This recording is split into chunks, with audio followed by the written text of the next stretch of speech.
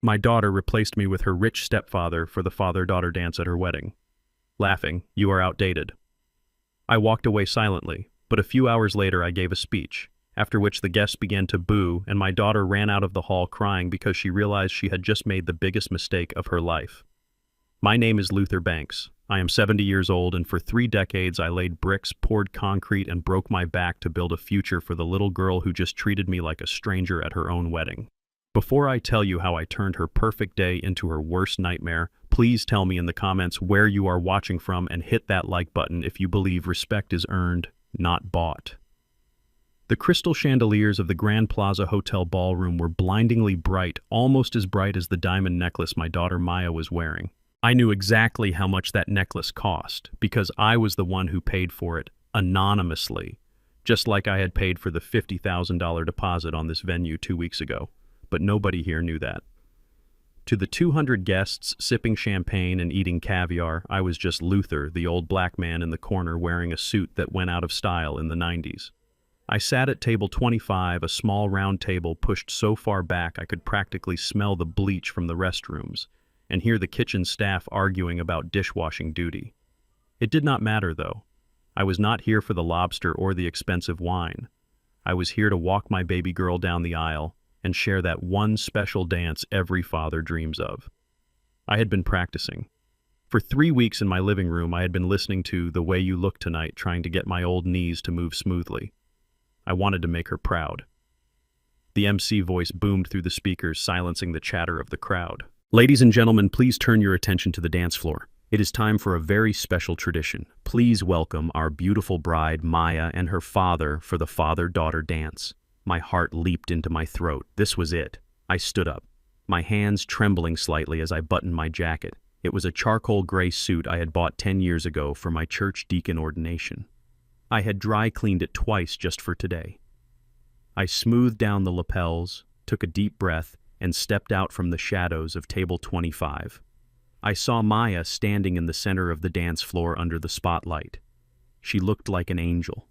Her white dress flowed around her like a cloud, and her skin glowed. I smiled the kind of smile that hurts your cheeks because it is full of so much love and pride. I started walking toward her, navigating through the maze of tables. I could see the guests looking at me. Some looked confused, wondering who the old man with the calloused hands and the slight limp was. Others just looked away, indifferent. I was 10 feet away when I extended my hand. "Maya, baby, I am ready," I whispered, my voice thick with emotion. But Maya did not take my hand. She did not even look at me. Her eyes slid right past my face, as if I were made of glass, as if I were invisible. Her gaze locked onto someone behind me. Preston, my ex-wife Vanessa's new husband. A tall white man with a tan that looked like it came from a bottle in a tuxedo that probably cost more than my first car. He strode past me, his shoulder brushing against mine with enough force to make me stumble slightly. He did not apologize. He did not even acknowledge my existence. He just walked straight to my daughter and took the hand I had reached out for. The room went silent, or maybe it was just my ears ringing. I stood there, my hand still extended in midair, looking like a fool. Maya smiled at Preston, a dazzling smile she used to save for me when I would come home covered in dust and mortar from a 12-hour shift. Preston laughed, a loud, booming sound that grated on my nerves. "Sit down, Luther," he said, loud enough for the tables nearby to hear. "You are ruining the frame. The photographer needs a clean shot of the real family." The real family. The words hit me like a physical blow to the chest. I looked at Maya, waiting for her to defend me, waiting for her to say, "No, this is my father Luther, the man who raised me alone for 15 years, the man who braided my hair and learned to cook soul food because my mother left us." But she did not. She leaned in close to me, her face hardening. Her whisper was sharp like a serpentine hiss. "Dad, please just go sit down," she hissed. "You are outdated." Preston fits the image. "Look at you. Your suit is old, your shoes are scuffed, and you look like you just came from a construction site." Preston is classy. He matches the level of elegance Connor and I are trying to project today. "Do not embarrass me." I froze. I looked at my shoes. They were polished. I had spent an hour shining them last night until I could see my reflection in the black leather. They were not scuffed. They were just old quality leather that had walked miles to make sure she had braces on her teeth and books for school. I looked up at Connor, my new son-in-law. He was standing by the DJ booth looking confused. He took a half step forward as if to intervene, but Maya shot him a warning glare that stopped him in his tracks. Connor was a good kid, a software engineer with a kind heart, but he was terrified of Maya when she got like this. Outdated. That was the word she used. Not dad, not father. Outdated, like an old tool you throw in the trash when you buy a shiny new one. I lowered my hand slowly. The music started playing. It was not The Way You Look Tonight. It was some modern classical piece. I did not recognize something pretentious and stiff. Preston swept Maya into his arms, spinning her around with a practiced ease that reeked of ballroom lessons and arrogance. The guests applauded. They clapped for the lie. They clapped for the stepfather who had entered her life 4 years ago when she was already an adult. They clapped for the man who I knew for a fact had not contributed a single dime to her upbringing. I felt a burning sensation behind my eyes, but I refused to let a single tear fall. Not here, not in front of these people who judged value by the cut of a suit rather than the content of a character. I turned around. My movements were slow and deliberate. I did not run. I did not storm off.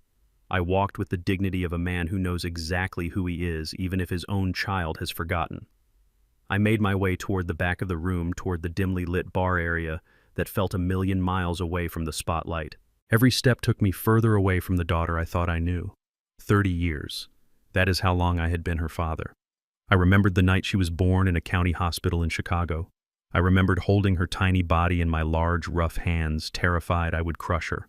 I remembered promising her that I would build the world for her. And I did. I started as a laborer mixing cement. I worked my way up to foreman, then supervisor, then I started my own contracting company, Banks Construction. I built half the schools and community centers in our neighborhood. I saved every penny. I drove a beat-up Ford truck so she could drive a safe sedan to college. I lived in a small apartment so I could pay her tuition at Harvard in cash. I never told her how much money I really had. I wanted her to value hard work. I wanted her to build her own character. I guess I failed at that. I reached the bar and sat on a stool in the shadows. The bartender, a young man with a kind face, looked at me with pity. I hated pity. Whiskey neat, I said, my voice sounding gravelly and foreign to my own ears. As I watched them dance from the darkness, the anger began to rise. It was not a hot, fiery anger. It was cold. It was the cold, heavy feeling of concrete setting in your veins. They thought I was just a broke, retired construction worker. They thought I was a prop to be moved around and discarded when I did not fit the aesthetic. I looked at Preston spinning my daughter. He was laughing, whispering something in her ear that made her giggle. He looked like a king holding court. But I knew something about Preston Sterling that Maya did not. I knew he was a fraud. I knew because before I signed that $50,000 check for the venue deposit, I had done what any good contractor does before starting a job. I inspected the foundation. I pulled my phone out of my pocket. It was an old-looking case, but the phone inside was the latest model. I opened my email and looked at the report my private investigator had sent me 3 days ago.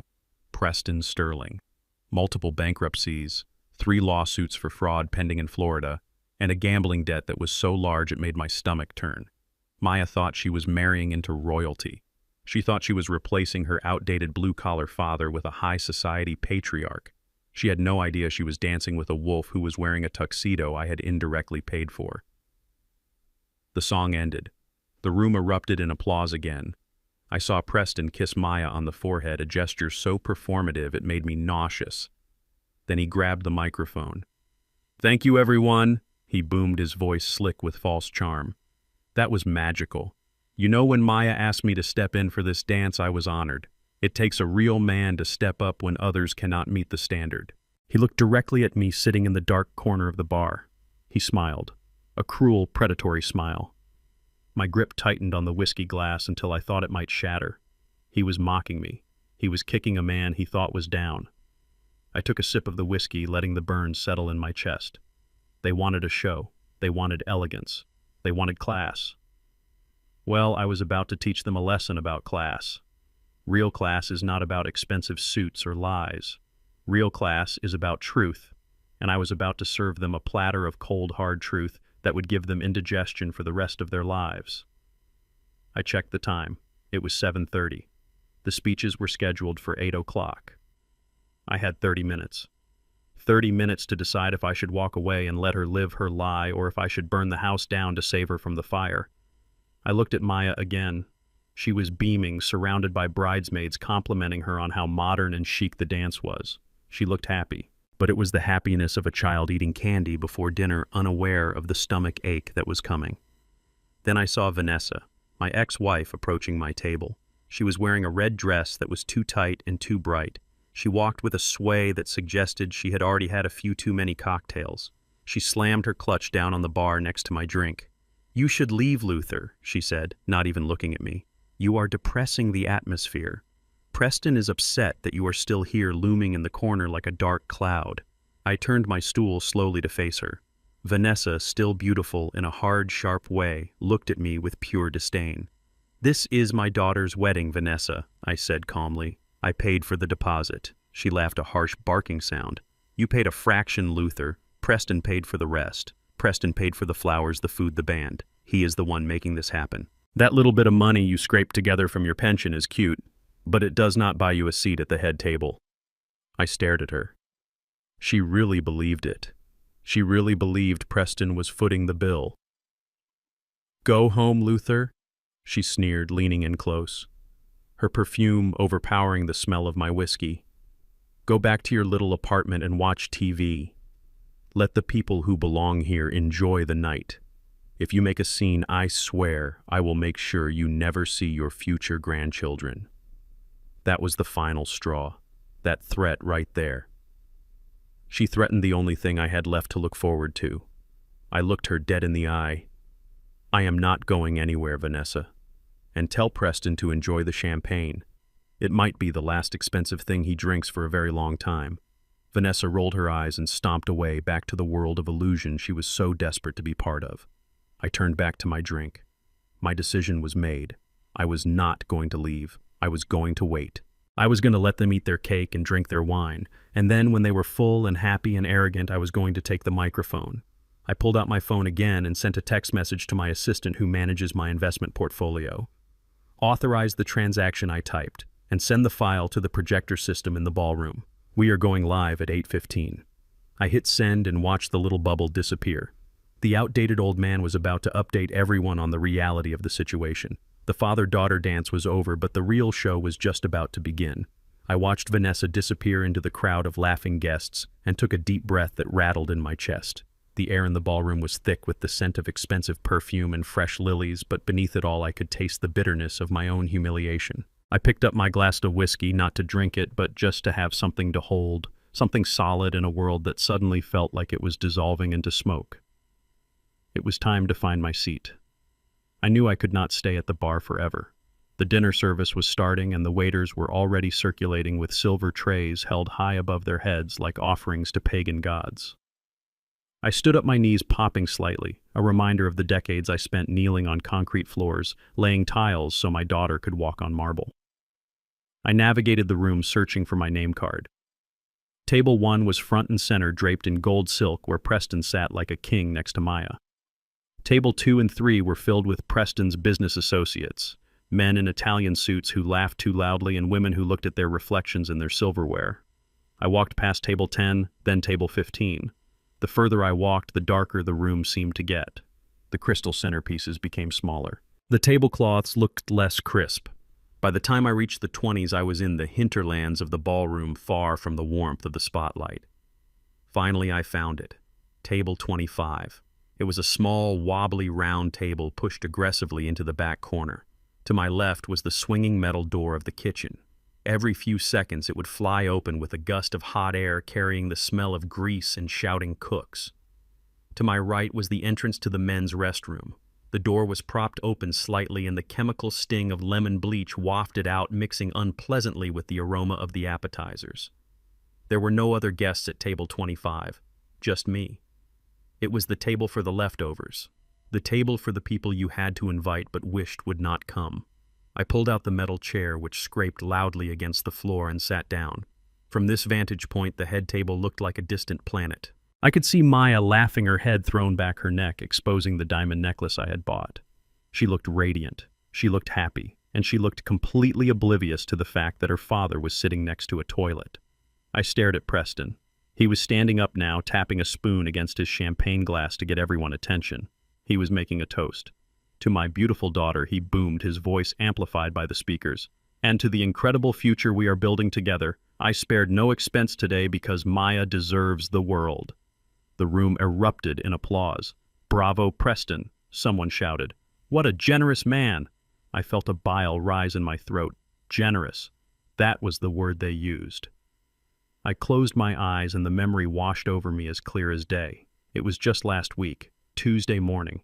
I was sitting in my small home office, the one with the peeling wallpaper, because I had not bothered to renovate it since I retired. My phone rang. It was the wedding planner, a nice woman named Sarah, who sounded like she was on the verge of a panic attack. "Mr. Banks," she had said, her voice trembling. "I am so sorry to bother you, but we have a problem. The final deposit for the venue and the catering is due today. I have tried calling Mr. Sterling, but his card was declined and he is not answering his phone. If we do not get the $50,000 by noon, we will have to cancel the reservation." Cancel. The word hung in the air. I imagined Maya's face if her dream wedding was canceled. I imagined her tears. I imagined her embarrassment. I did not hesitate, not for a second. "How much do you need, Sarah?" I asked. $50,000, she whispered. I pulled out my checkbook, the one linked to the investment account I had built over 40 years of sweating in the summer sun and freezing in the winter winds. $50,000 was a lot of money. It was money I had set aside for my own medical bills for the day my back finally gave out for good. But for Maya, I would have given my last breath. "I will bring you a cashier's check within the hour," I told Sarah. "But Sarah, you have to promise me one thing. Anything, Mr. Banks. This comes from an anonymous donor, a family friend. Do not tell Maya. Do not tell Preston. Just tell them it was taken care of. I do not want them to worry. I wanted to save her dignity. I wanted her day to be perfect. I did not want her to know that her rich stepfather was broke or that her outdated father was the one saving the day. I signed that check with a hand that was steady and sure-driven by a love that asked for nothing in return. And now, sitting here at table 25, smelling the bleach and the grease, I watched Preston take a bow for my sacrifice. He was drinking the wine I paid for. He was standing on the floor I rented. He was basking in the admiration I had purchased. And I was the one hiding in the corner. A waiter rushed past me, kicking the leg of my chair. "Excuse me," he muttered without looking back. He dropped a basket of bread rolls on my table. They were cold. I picked one up, turning it over in my hand like a stone. This was my portion. Cold bread and silence. I looked up and saw movement near the head table. It was Connor, my son-in-law. He was a good kid, really. A bit soft, maybe. He worked with computers and had hands as smooth as paper, but he loved Maya. I could see it in the way he looked at her. But right now, he was not looking at Maya. He was looking at me. He was squinting into the darkness, trying to find me. When our eyes finally met, I saw a flash of shame cross his face. He leaned over and whispered something to Maya, but she was too busy laughing at something Preston said. Connor stood up. He adjusted his tie, looking nervous. He started walking toward me. He had to weave through the tables, apologizing as he bumped into chairs. He looked out of place in this room full of sharks, this gentle boy who just wanted to write code and live a quiet life. As he got closer, I saw the conflict in his eyes. He knew this was wrong. He knew sitting me by the toilet was a slap in the face. "Luther," he said when he reached my table. His voice was low, respectful. "I am so sorry about the seating arrangement. I told Maya we should move you up front, but she said the chart was already finalized and—" He stopped. He did not want to repeat what she had really said. I knew what she had said. I could hear her voice in my head as clearly as if she were standing right there. "It is okay, Connor," I said, forcing a smile I did not feel. "I can see everything from here. It is a good vantage point." Connor looked at the swinging kitchen door, then at the bathroom. He looked like he wanted to cry. "Can I get you anything? A drink? Something from the main bar? The wine back here is... well, I think they forgot to stock this station." Before I could answer, I saw a flash of white movement.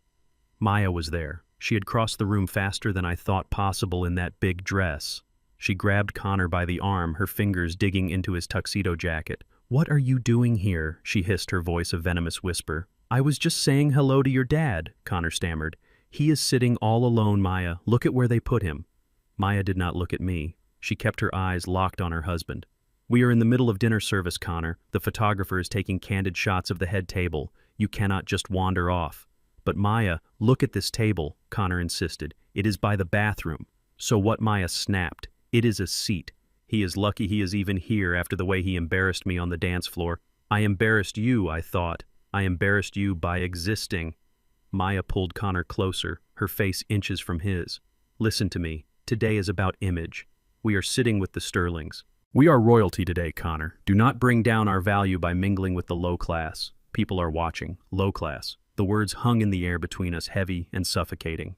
I looked at my hands resting on the cheap tablecloth. These low-class hands had built the roof over her head. These low-class hands had signed the checks that paid for her braces, her piano lessons, her Harvard degree. These low-class hands had wiped her tears when her first boyfriend broke her heart. And now I was just debris. Something to be swept under the rug so the royalty could shine. Connor looked at me, his eyes begging for forgiveness. I nodded slightly, giving him permission to go. I did not want to cause a scene. Not yet. Go on, son, I said softly. Go be royalty. Maya did not even say goodbye. She just turned on her heel, dragging Connor back toward the light, back toward the lies. I watched them go. I felt a strange sensation in my chest. It was not pain anymore. It was clarity. It was the feeling of a fog lifting, revealing the sharp, jagged edges of reality. I sat there for another 20 minutes. The waiters brought out the main course, filet mignon for the front tables. I watched them serve plates of steaming, juicy steak to Preston and his friends. When the waiter finally got to table 25, he placed a plate of rubbery chicken in front of me. Sorry, we ran out of the steak, he mumbled. This is the vendor meal. I looked at the chicken. I did not touch it. I was not hungry. My stomach was churning with a mix of anger and adrenaline. I needed to clear my head. I needed to splash some cold water on my face and decide what my next move would be. I pushed my chair back and stood up. My legs felt heavy. I walked the 3 steps to the restroom entrance. I pushed the door open. It was a fancy bathroom with marble sinks and gold faucets meant to impress. It was empty. Or so I thought. I walked to the sink and turned on the tap. The cold water felt good on my wrists. I splashed some on my face, trying to wash away the feeling of Maya words. Low class, outdated, embarrassed. Then I heard it. A voice coming from the handicap stall at the far end of the room. A voice I recognized instantly. Listen to me, you bloodsucker. I told you I have it under control.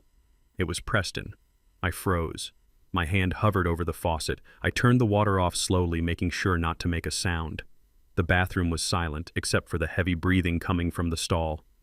I know I am late, Preston hissed, but you have to give me until Monday. The wedding is today. Do you have any idea how much cash is floating around this room right now? I leaned in closer, my heart pounding against my ribs. Who was he talking to? Yeah, the gifts, the envelopes. I have already seen the pile. There is easily 50-60 grand in cash in that box. I am going to take it tonight. I will wire you your cut first thing in the morning. Just get off my back. My blood ran cold. He was planning to steal the wedding money. The money meant for Maya and Connor to start their new life. He was going to take it to pay off his debts. But that was not all. What about the mortgage? The voice on the other end must have asked, because Preston laughed a dry, humorless sound. The house. Do not worry about the house. I told you I have a plan for that too. He paused, and I could hear the sound of him pacing in the small stall. The old man, Preston said. Luther. Yeah, the father. He is a nobody. I have seen the way he looks. He is practically 1 foot in the grave. I have got Maya convinced that he is senile. Once we get power of attorney over his affairs, that building he owns, the one he thinks is worthless, I found out it is sitting on prime real estate. We are going to sell it out from under him. He will be dead or in a home within a year anyway. I stopped breathing. The room spun. He was not just stealing the wedding gifts. He was planning to steal my life. He was planning to declare me incompetent, take my property, and throw me away like garbage. And Maya was convinced I was senile. She was part of it. Or she was so blinded by his fake glitter that she could not see the knife he was holding to our throats. I stood there in the silence of the bathroom, staring at my reflection in the mirror. The old man, the nobody, the low-class, outdated father. Preston flushed the toilet. I heard the lock on the stall door click. I had seconds to react. I could confront him right now. I could smash his face into the marble sink. God knows I wanted to. But that would just make me the violent, crazy old man he wanted everyone to think I was. No. That was too easy. That was too quick. I reached into my pocket and pulled out my phone. I hit the voice memo app. It was still recording. I had turned it on instinctively the moment I walked into the bathroom, hoping to catch him in a lie. I had caught him in a confession. I slipped the phone back into my pocket and stepped quickly into the shadow of the towel alcove just as Preston swung the stall door open. He walked to the sink, adjusting his tie, looking at himself in the mirror with a smug satisfaction. He did not see me. He washed his hands, whistling a tune, the same tune the band was playing outside. He looked like a man who had won. He thought he had the money. He thought he had the girl. He thought he had the fool of a father-in-law cornered and beaten.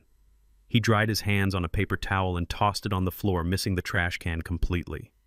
He laughed softly to himself, then turned and walked out the door, back to the party, back to the applause. I stepped out of the shadows. I looked at the paper towel on the floor. I looked at the door he had just walked through. "You think I am a nobody, Preston," I whispered to the empty room. "You think I am dead." I reached for my phone and stopped the recording. "Well, I have got news for you. I am not dead. I am just waking up." I walked to the door and pushed it open. The noise of the party hit me like a wave. The laughter, the music, the clinking of glasses. It all sounded different now. It sounded like a battlefield. And I was done hiding in the trenches. I adjusted my outdated suit. I squared my shoulders. I was Luther Banks. I had built skyscrapers from nothing. I had survived winters that froze the marrow in your bones. I had raised a daughter on my own. And I was about to tear this entire charade down brick by brick. I walked out of the bathroom, not toward table 25, but toward the center of the room. It was time to go to work. I walked back to table 25, but I did not feel like the same man who had left it 10 minutes ago. My legs were steady now. The tremor in my hands was gone, replaced by a cold, hard resolve that settled in my gut like wet concrete. The ballroom was still loud, filled with the clinking of silverware and the murmur of polite conversation, but the sound seemed distant to me, muffled by the roar of the truth I had just uncovered in that bathroom stall. I sat down in the metal chair, my back to the swinging kitchen door. I pulled my phone out of my inner jacket pocket. To anyone passing by, it looked like a relic. It was thick, clunky, and encased in a worn leather holster that I had owned for 15 years. Maya had laughed at it last Christmas. She had bought me a sleek glass slab of a phone and told me to join the 21st century. I accepted her gift, but I kept my SIM card in this old beast. She did not know that inside this rugged casing was a customized operating system, encrypted and secure, the kind used by high-level contractors and government officials. It was just like me, rough on the outside, but powerful where it counted. I pressed the playback button on the voice memo app, holding the speaker low against my ear.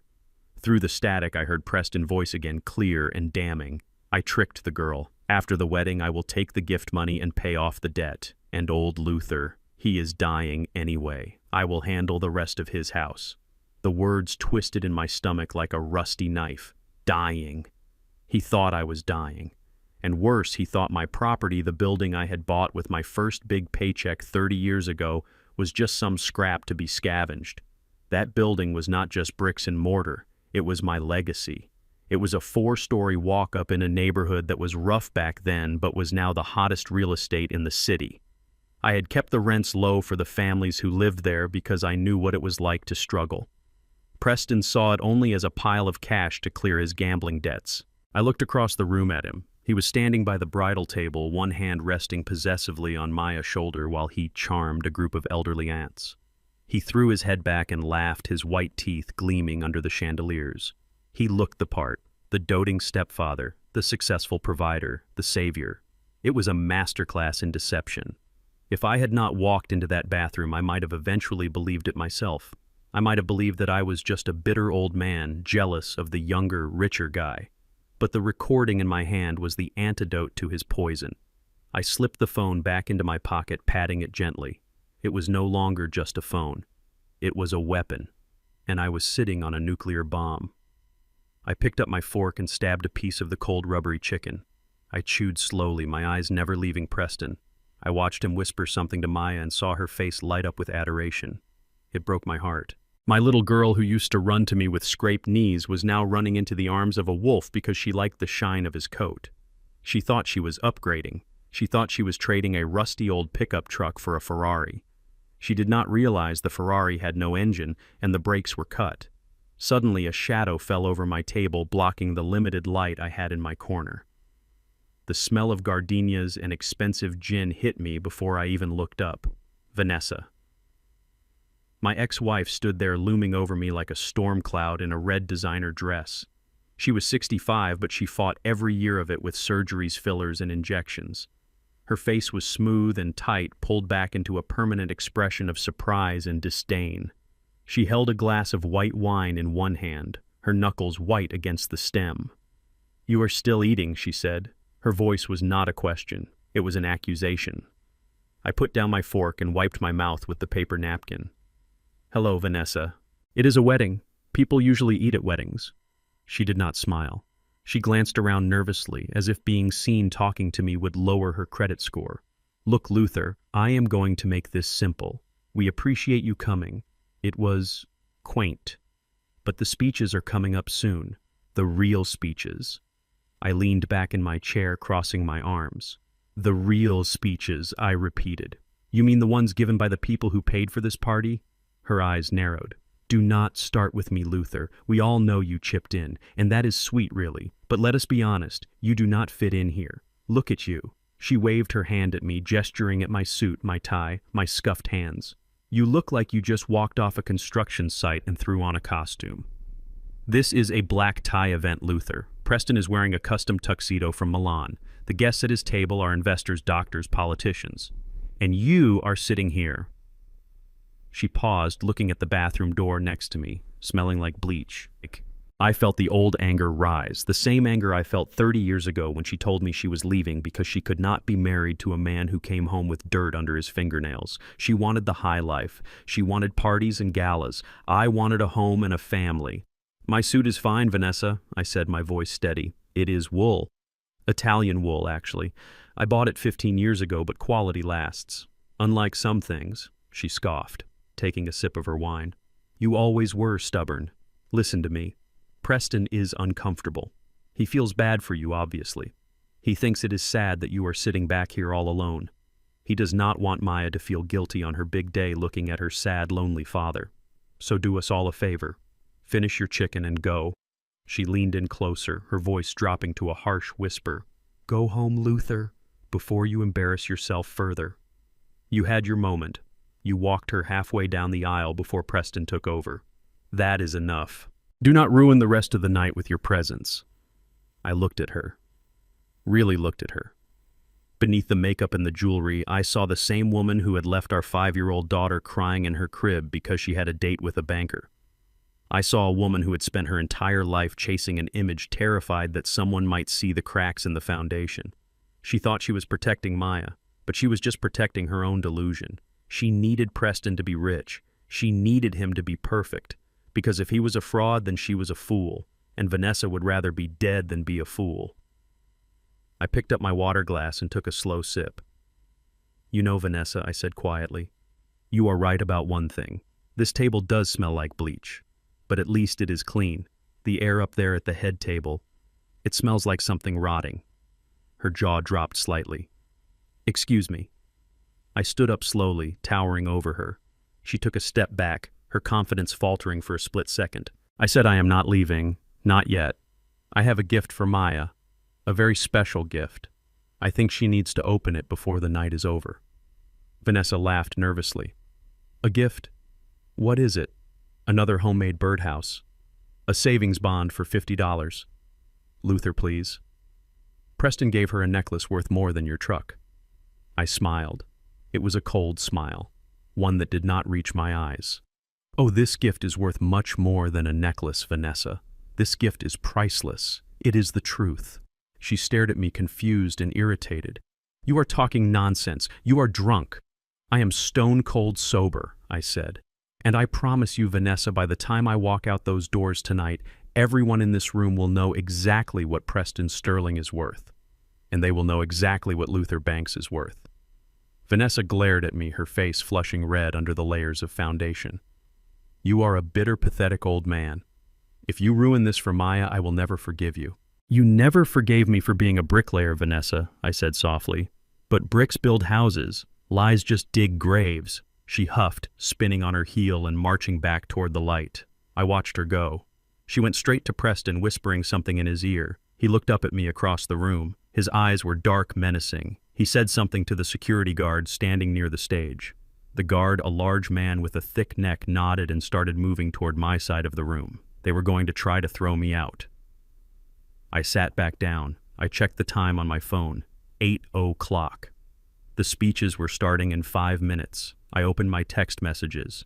My assistant had replied, "Everything is ready, boss. The projector is linked. The bank statements are uploaded. Just say the word." I looked at the security guard getting closer. I looked at Preston raising his glass for another toast. I looked at Maya smiling that blind, beautiful smile. I was not going to leave. I was going to finish my chicken, and then I was going to burn their house of cards to the ground. The guard reached my table. "Sir," he said, his voice flat, "Mr. Sterling has asked that you be escorted out. He feels you have had too much to drink." I looked up at the guard. I recognized him. I had hired his father 20 years ago when nobody else would give him a job. "Hello, Marcus," I said. The guard froze. He squinted at me in the dim light. "Mr. Banks." I nodded. "Your dad still drive that Chevy I fixed for him?" Marcus' face softened. He looked from me to Preston, then back to me. "Yes, sir, he does." I did not know it was you back here. They told me it was some drunk crasher."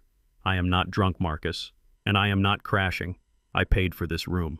Marcus stood up straighter. He turned his back to me, blocking Preston view.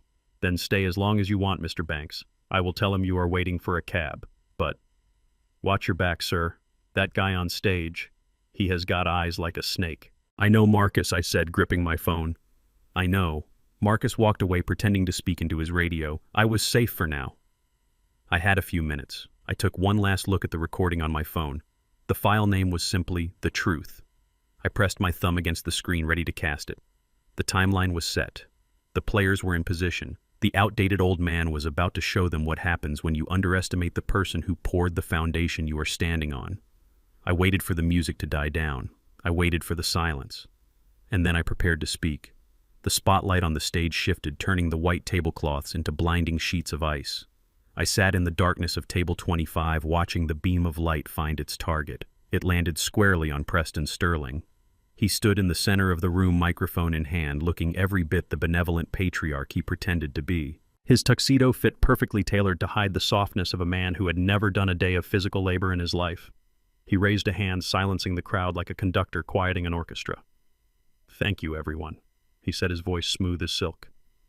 "I look around this room tonight, and I am overwhelmed. When Maya came to me a year ago and told me she wanted a fairy tale wedding, I told her one thing. I said, 'Darling, for you the sky is the limit.'" The crowd murmured in appreciation. I saw women at the nearby tables clutching their chests, eyes wide with admiration. They saw a generous stepfather, a hero. I took a sip of my water, trying to wash down the bitter taste in my mouth. They did not know the truth. They did not know that the man standing on that stage was a parasite, and they certainly did not know who the real provider was. My mind drifted back 10 years. I remembered sitting in a small, cramped office at the Ridgeview Rehabilitation Center. Across from me sat Vanessa, crying, her mascara running down her face. Her brother Marcus, my brother-in-law, had relapsed again. The clinic wanted $40,000 up front for a 6-month intensive program. Vanessa did not have it.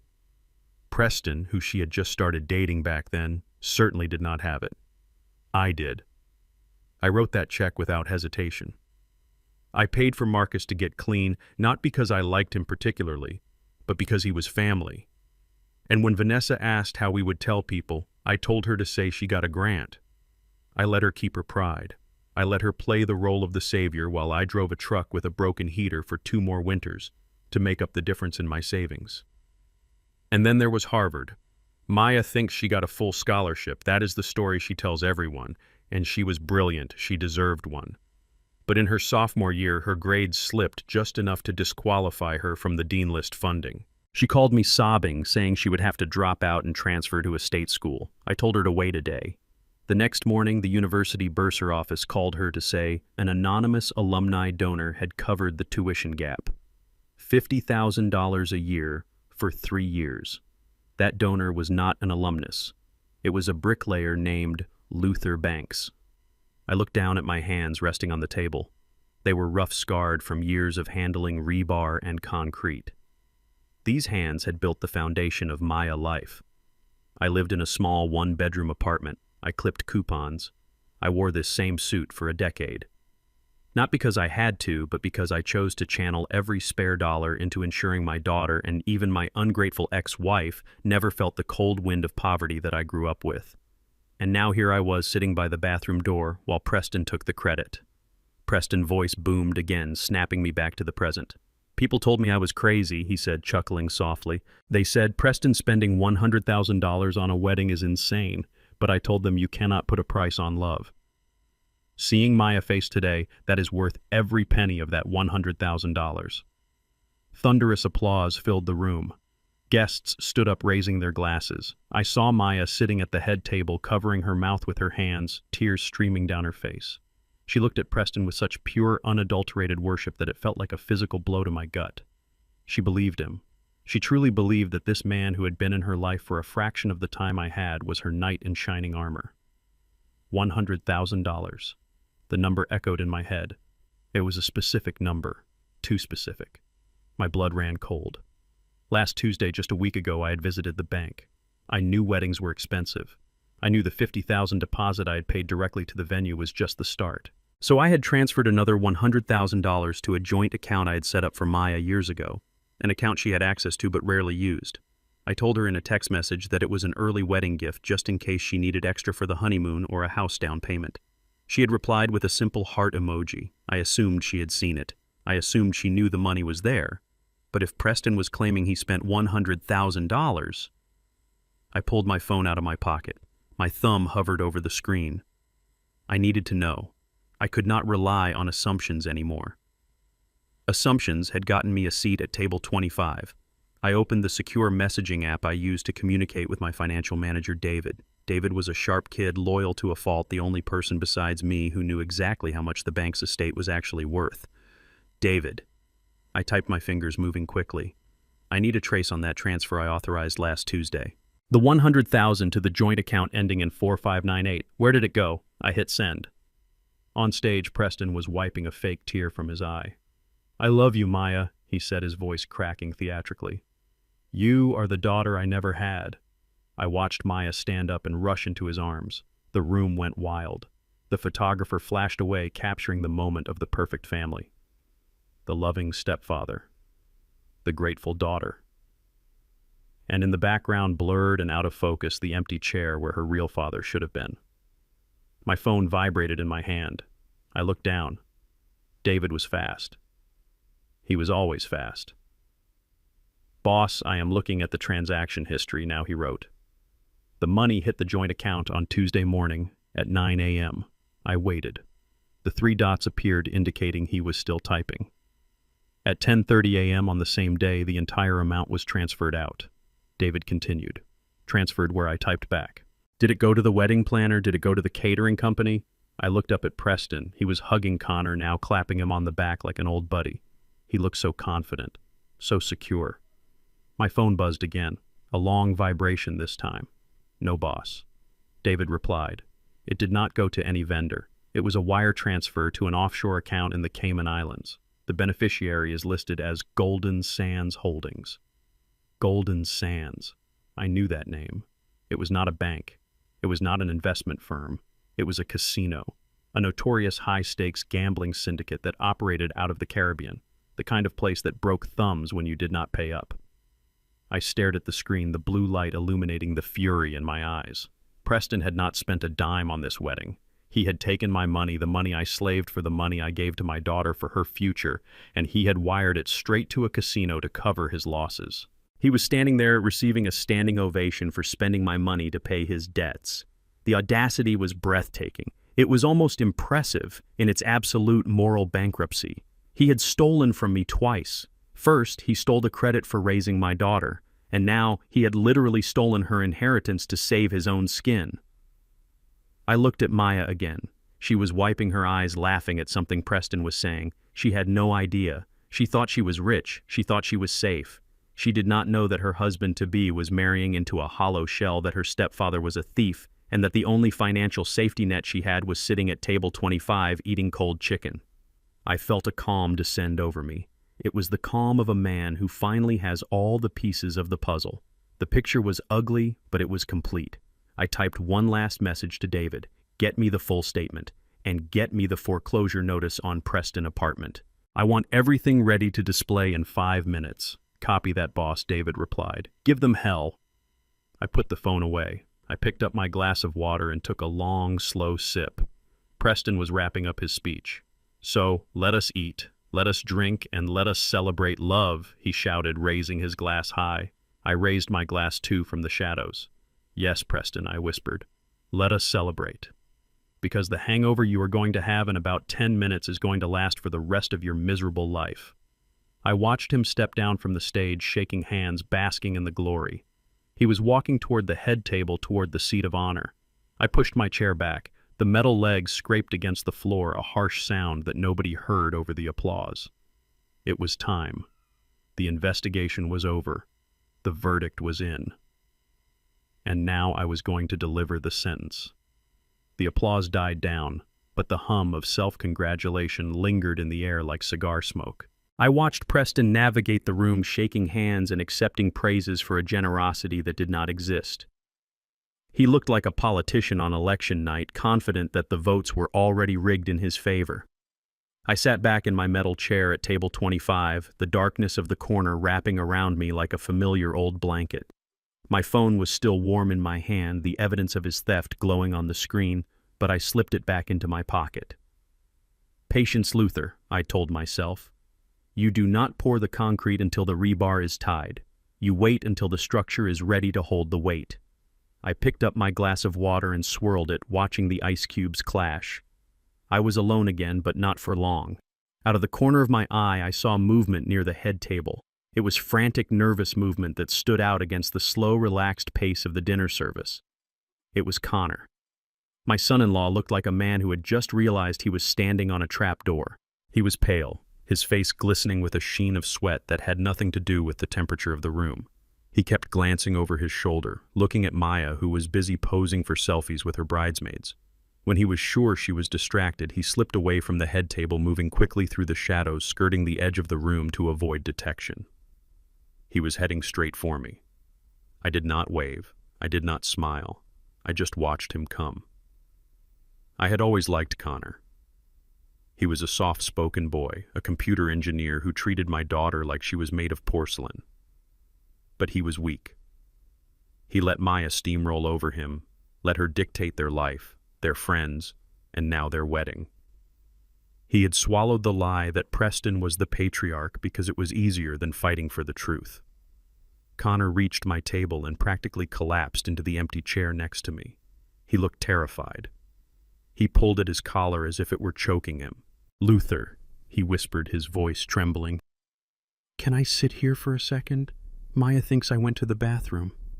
I nodded slowly, pushing the untouched basket of cold rolls toward him. "Sit, son. You look like you need a drink more than a roll, though." Connor ignored the food. He leaned across the table, his eyes darting around the room, scanning for spies. "Luther, something is wrong, seriously wrong." I kept my face impassive. "What makes you say that? Connor, is the champagne not cold enough? Is the caviar not salty enough?"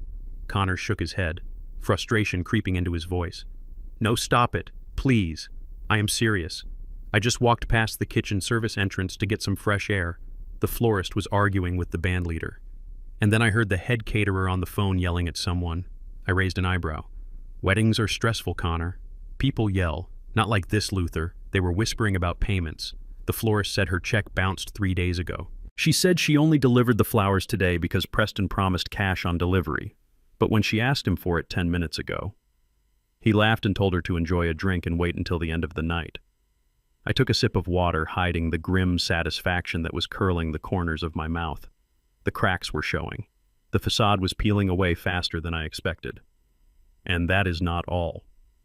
Connor continued, his voice dropping even lower. The band, they stopped playing early. Did you notice? They are on break now, but the lead singer told me they are not plugging the amps back in until they see a credit confirmation. Luther Preston told us everything was paid for months ago. He showed us a spreadsheet. He said he took care of it all so we wouldn't have to worry. I looked at the boy. He was genuinely confused.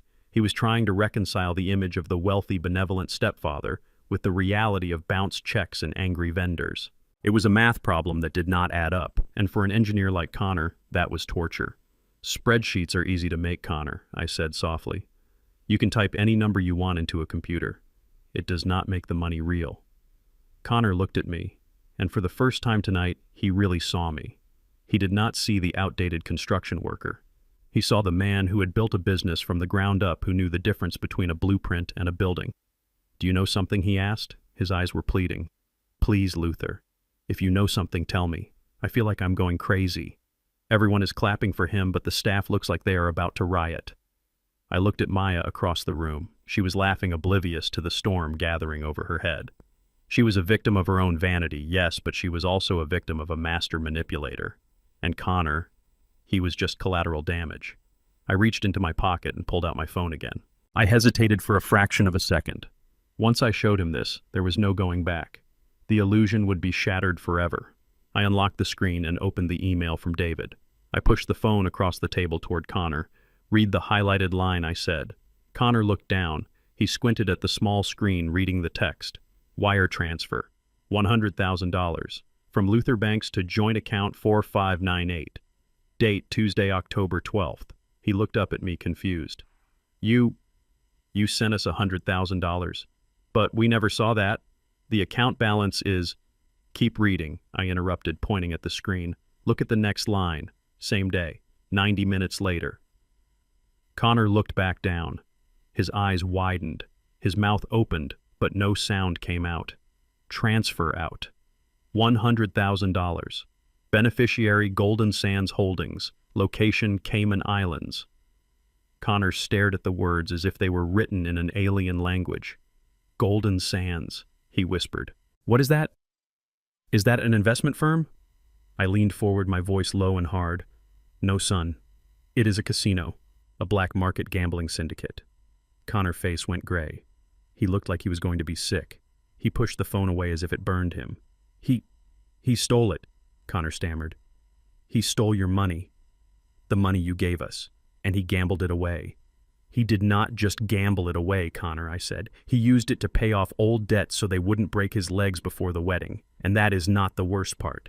He stood on that stage 5 minutes ago and claimed he spent that money on this party. He claimed my sacrifice was his generosity.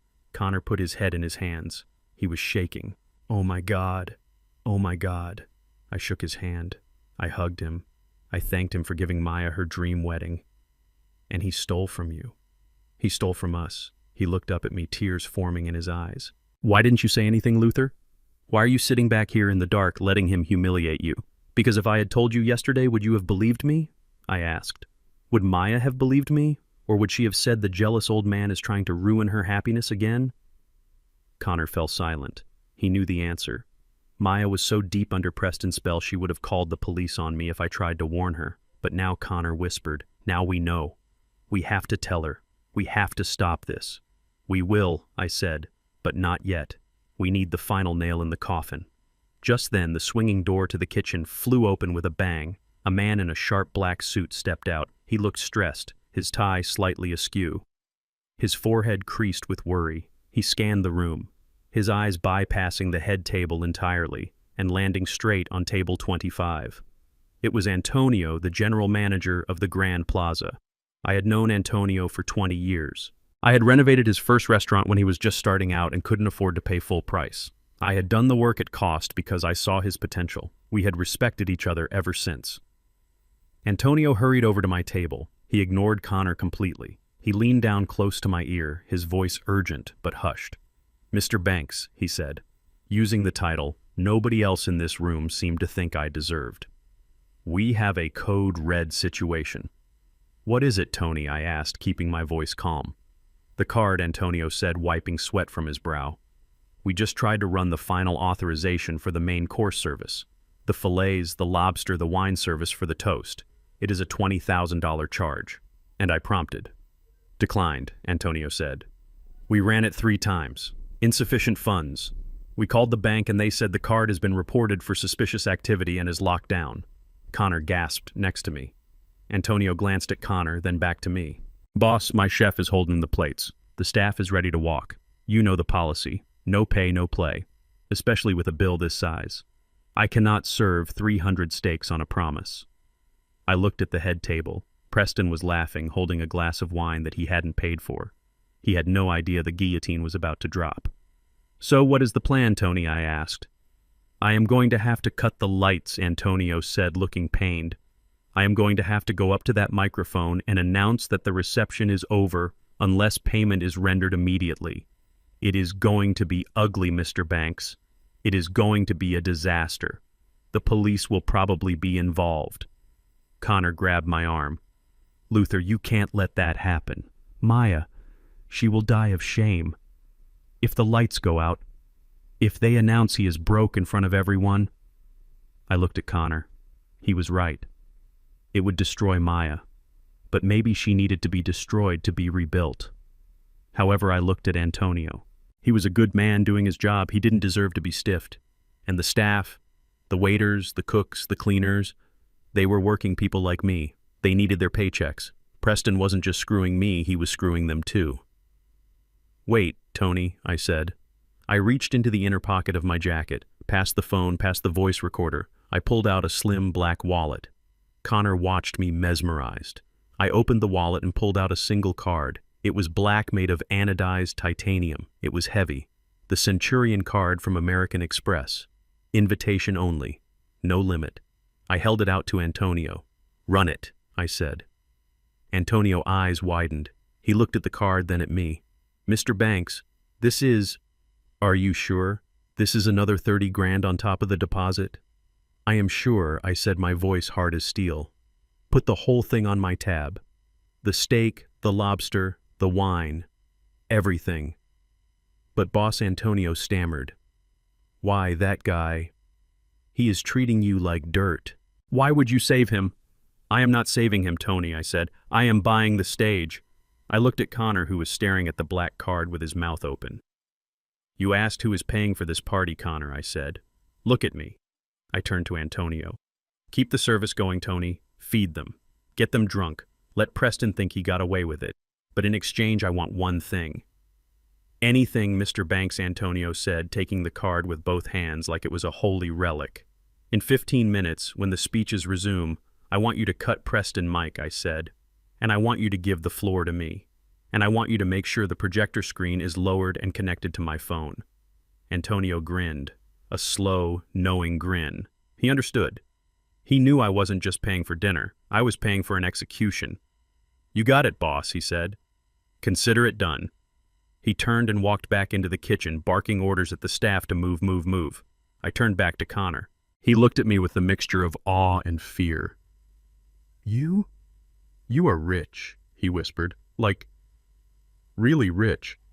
That card, I have only seen those in movies. Rich is a state of mind, Connor, I said, tucking my wallet back into my pocket. Money is just a tool, and tonight I am using this tool to dismantle a lie. I leaned closer to him. Now listen to me.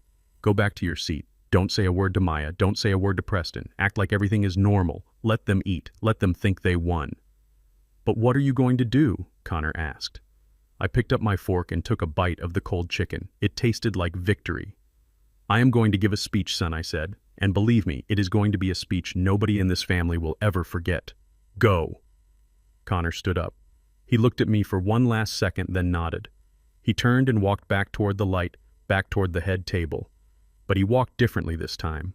He walked like a man who knew where the real power in the room was sitting. I sat back and watched. The waiters streamed out of the kitchen trays, high-loaded with steaming filet mignon. The music started up again. Preston clapped his hands, delighted, thinking his charm had worked, thinking the delay was just a hiccup. Eat up, Preston, I whispered to the darkness. Enjoy your last supper, because the bill is coming due, and I am the one collecting. The titanium card felt heavy in my hand, warmer than the cold metal of the table. It was a Centurion card, the kind they do not advertise, the kind you cannot apply for. You have to be invited. and you only get invited if you have moved mountains of money and built empires of concrete. To Antonio standing nervously beside me, it was a lifeline. To me, it was a detonator. I looked at the small black rectangle, and then I looked out at the room. Preston was laughing at the head table, clinking his glass against a spoon to signal another round of self-serving toasts. Maya was beaming, her hand resting on his arm, her eyes shining with a pride that was entirely misplaced. If I put this card back in my wallet, the music would stop. The lights would go up. The police would arrive. The illusion would shatter right now in a messy, chaotic heap of unpaid bills and humiliation. Maya would be devastated, yes, but she would also be the victim. She would be the poor bride whose stepfather made a mistake. She would cry, and people would pity her. That was not enough. Pity does not teach lessons. Pity does not burn away the rot so you can build on fresh soil. If I paid the bill, I would be buying another hour of this charade. I would be funding the very lie that was choking me. But I would also be buying something else. I would be buying silence. I would be buying control. And most importantly, I would be buying the microphone. I looked up at Antonio. His face was pale, his eyes darting between my hand and the kitchen door where his staff was waiting for the signal to either serve the lobster or walk out. "Do it," I said, my voice low and gravelly. I handed him the card. Antonio took it with both hands as if it were a fragile bird. "Are you sure, Mr. Banks? This is a lot of money. The whole reception, the open bar, the service charge. It is going to be over $30,000. I did not blink. "Run it, Tony. But listen to me carefully.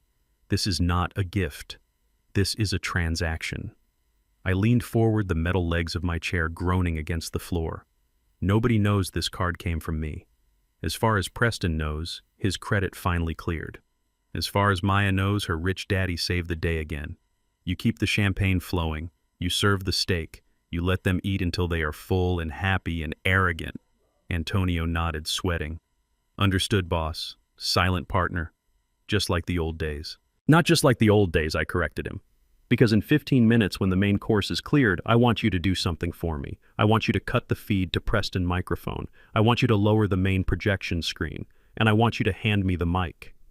Antonio's eyes widened. He looked at the card, then at the head table, then back at me. A slow realization spread across his face. He knew me. He knew I was a fair man, but he also knew I was a man who measured twice and cut once. He realized I was not paying for a party. I was renting a courtroom. "You are going to take him down, aren't you?" Tony whispered. "I am going to tell the truth, Tony," I said. "Whatever happens after that is up to them." Antonio slipped the card into his pocket. "Done. The floor is yours, Mr. Banks. I will signal the DJ to prep the audio hookup for your phone." He turned and hurried toward the kitchen. A moment later, I saw the servers flood out through the swinging doors, balancing massive trays of steaming lobster and filet mignon. The room cheered. Preston raised his hands in victory, clearly thinking his stalled payment had finally gone through or that the hotel had just caved to his intimidation. He looked smug. He looked untouchable. I sat back and watched them eat. I watched my daughter cut into a steak that cost more than the weekly grocery budget of the family living in my first rental property. I watched her laugh and feed a piece to Preston. It was a grotesque pantomime of a happy family funded by the man they had banished to the corner by the toilets. I checked my phone. David had sent the files, the bank statements, the foreclosure notice, the criminal record from Florida. It was all queued up, ready to be cast to the big screen at the touch of a button. I took a sip of water. My throat felt dry. It is a strange feeling knowing you are about to destroy your own child's happiness. But I reminded myself that this wasn't happiness. It was a narcotic. She was high on a lie, and she needed to crash before she could ever learn to walk on solid ground again. Suddenly, I felt a presence. The air shifted. I looked up. Maya was standing there. She had come from the head table, moving quickly through the room, her white dress swishing angrily around her legs. She did not look happy. Her face was flushed, and her lips were pressed into a thin line of irritation. She had seen me talking to Antonio. She stopped at my table, her hands on her hips, blocking my view of the room. "What were you doing?" she demanded, her voice a sharp hiss that cut through the ambient noise. I looked at her calmly. "Hello, Maya. Are you enjoying your steak?" "Don't play dumb with me, Dad," she snapped. "I saw you talking to the manager. I saw you stop him. What were you doing? Were you complaining about the food? Were you asking for a doggy bag to take home? The accusation hit me like a slap. Doggy bag. She thought I was begging for scraps. She thought her father, the man who had worked 16-hour days so she could have piano lessons, was trying to scrounge for free food. I slowly placed my hands on the table. No, Maya. I was not asking for a doggy bag. Then what? She interrupted, her voice rising. Why were you bothering him? Antonio is a busy man. He is catering to high-end clients tonight, Dad. He does not have time to deal with complaints from the cheap seats. God, it is so embarrassing.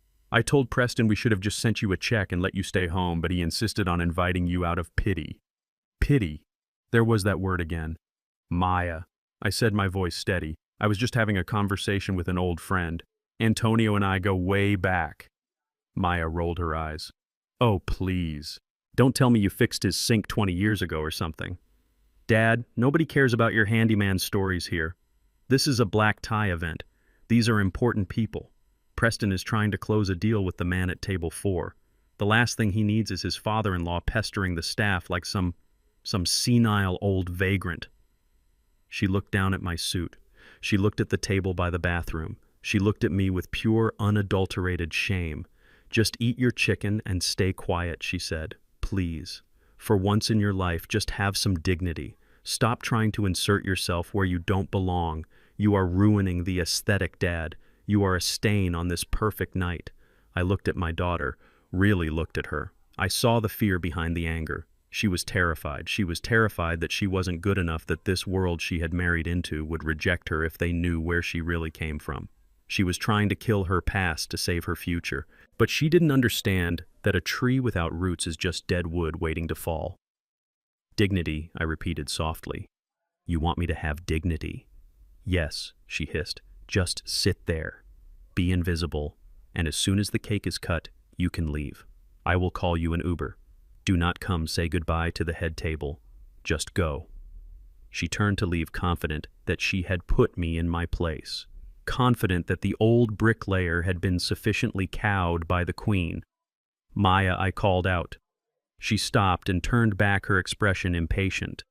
What now? I stood up. I didn't slouch. I didn't lean on the table. I stood up to my full height of 6'2", the height that had allowed me to carry beams and hoist frames when I was younger. I looked her dead in the eye. You are right, I said. I have been outdated. I have been quiet. But tonight is a special night. A wedding is about truth, Maya. It is about vows. For better or for worse. For richer or for poorer. She looked confused, her brow furrowing. What are you talking about?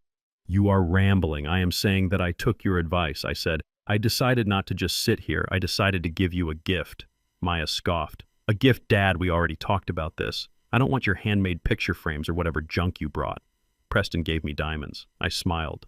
It was the smile of a man holding a royal flush while his opponent went all in on a pair of 2s. This isn't a picture frame, Maya, and it certainly isn't junk. It is something much more expensive. It is a memory. She stared at me, unsettled by the shift in my tone. You are weirding me out. Just stay here. Don't you dare move. She spun around and marched back toward the head table, back to the safety of her husband and his lies. I watched her go. I watched her sit down next to Preston and whisper something in his ear, probably complaining about how annoying I was. Preston laughed and kissed her hand. I sat back down. Antonio walked out of the kitchen and caught my eye. He gave me a barely perceptible nod. The payment had cleared. The system was ready. I picked up my phone. I opened the connection to the AV system. 15 minutes. I looked at the half-eaten roll on my plate. I wasn't hungry for food anymore. I was hungry for justice. Maya thought I was begging for leftovers. She didn't know I had just bought the restaurant. She told me to keep my dignity. Well, I was about to show her what dignity looked like. Dignity isn't hiding in the corner. Dignity is standing up when everyone expects you to kneel. The music swelled. The waiters cleared the plates. The room buzzed with the happy ignorance of the fed and the deceived. I adjusted my tie. I smoothed the lapels of my outdated wool suit. Get ready, Maya, I whispered. Daddy is about to make a toast. The lobster tails were being cleared, and the heavy scent of melted butter and expensive cologne hung in the air like a thick fog. I sat there watching the waiters move in their synchronized dance, my hand resting on the phone that was now linked to the main projection system. The countdown in my head was ticking away. 10 minutes. 10 minutes until I stood up. 10 minutes until the truth came crashing down on this masquerade ball. I was calm. It was the eerie calm of a demolition expert who has already set the charges and is just waiting to press the button. But chaos rarely waits for a schedule. I felt a hand grip my arm. It was not a gentle touch. It was sharp nails digging into the fabric of my old wool suit, clawing through to the skin. I didn't have to look up to know who it was. I could smell the gin and the desperate ambition radiating off her. "Get up!" Vanessa hissed, her voice low and dangerous, close to my ear. "Get up right now, Luther. We need to talk." I turned slowly. My ex-wife's face was a mask of panic, barely held together by layers of expensive foundation. Her eyes were darting around the room, checking to see if anyone was watching us. She was terrified, not of me, but of the scene she sensed was coming. "I am comfortable right here." "Vanessa," I said, peeling her fingers off my arm, "I have a front-row seat to the show." She didn't let go. She dug her nails in harder, pulling me with a strength I didn't know she possessed. "Don't you dare play games with me. Get up, now. Over there in the service corridor." I looked at her desperate face. I realized she wasn't going to stop. If I stayed, she would cause a scene right here. And while I wanted a scene, I wanted it on my terms, not hers. I stood up, smoothing my jacket. "Fine," I said. "Lead the way." She marched me toward a narrow hallway near the kitchen entrance, away from the prying eyes of the guests. It was a service area lined with stacks of extra chairs and dirty linen carts. The glamour of the ballroom faded instantly, replaced by the harsh fluorescent lights and the smell of stale coffee. Vanessa spun around to face me. Her chest was heaving. "What did you do?" she demanded. I leaned against a stack of chairs, crossing my arms. "I assume you are referring to the bill."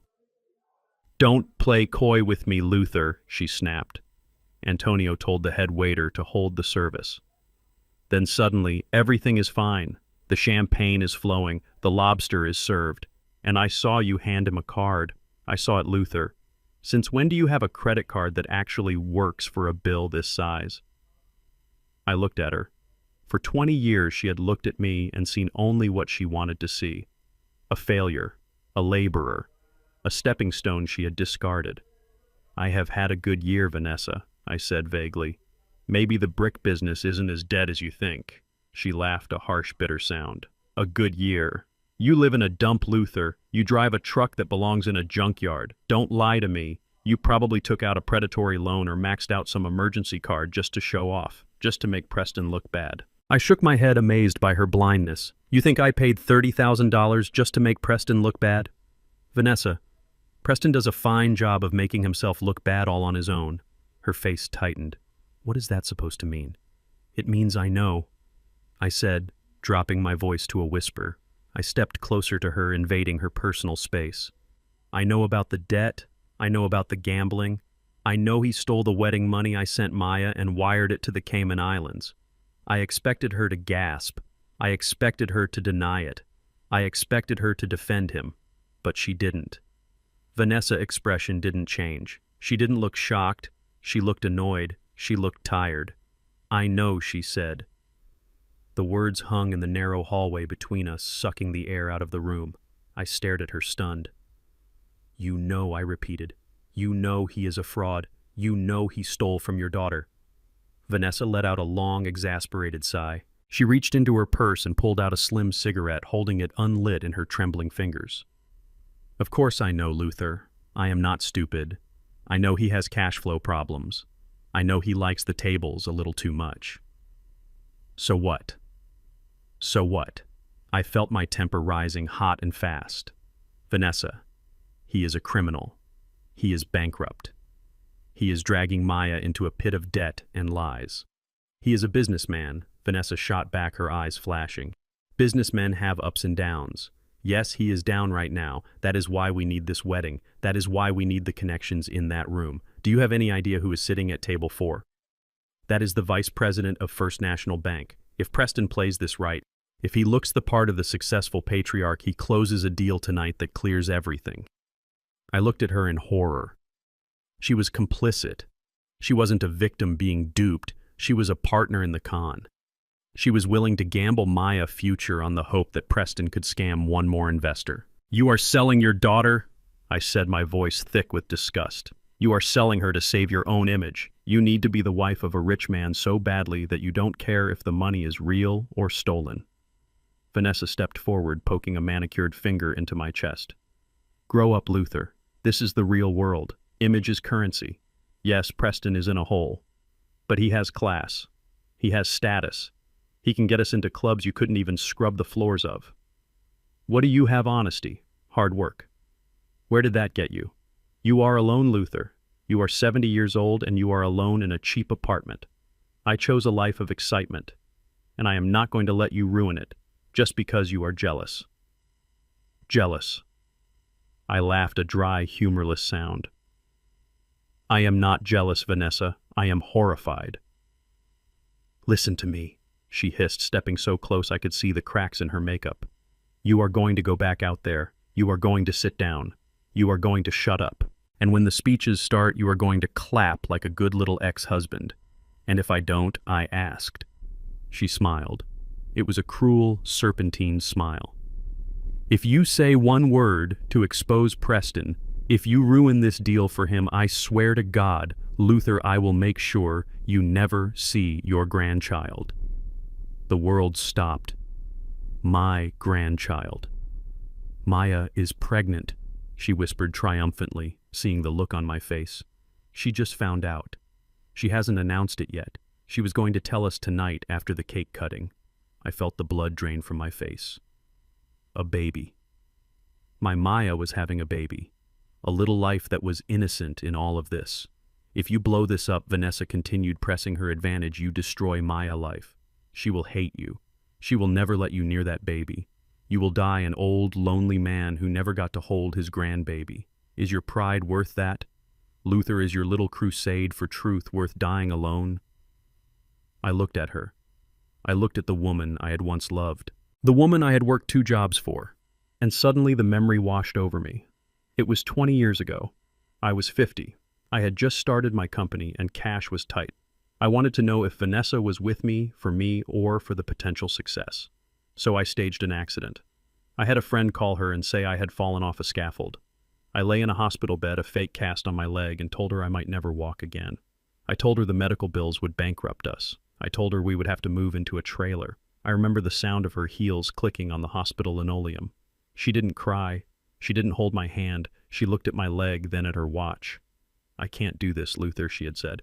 "I didn't sign up to be a nurse for a cripple. I have a life to live."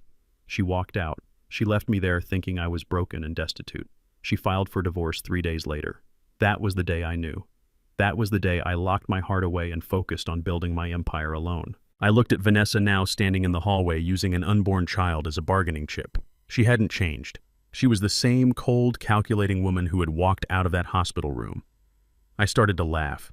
It started as a chuckle deep in my chest and grew into a full, loud laugh that echoed off the concrete walls of the service corridor.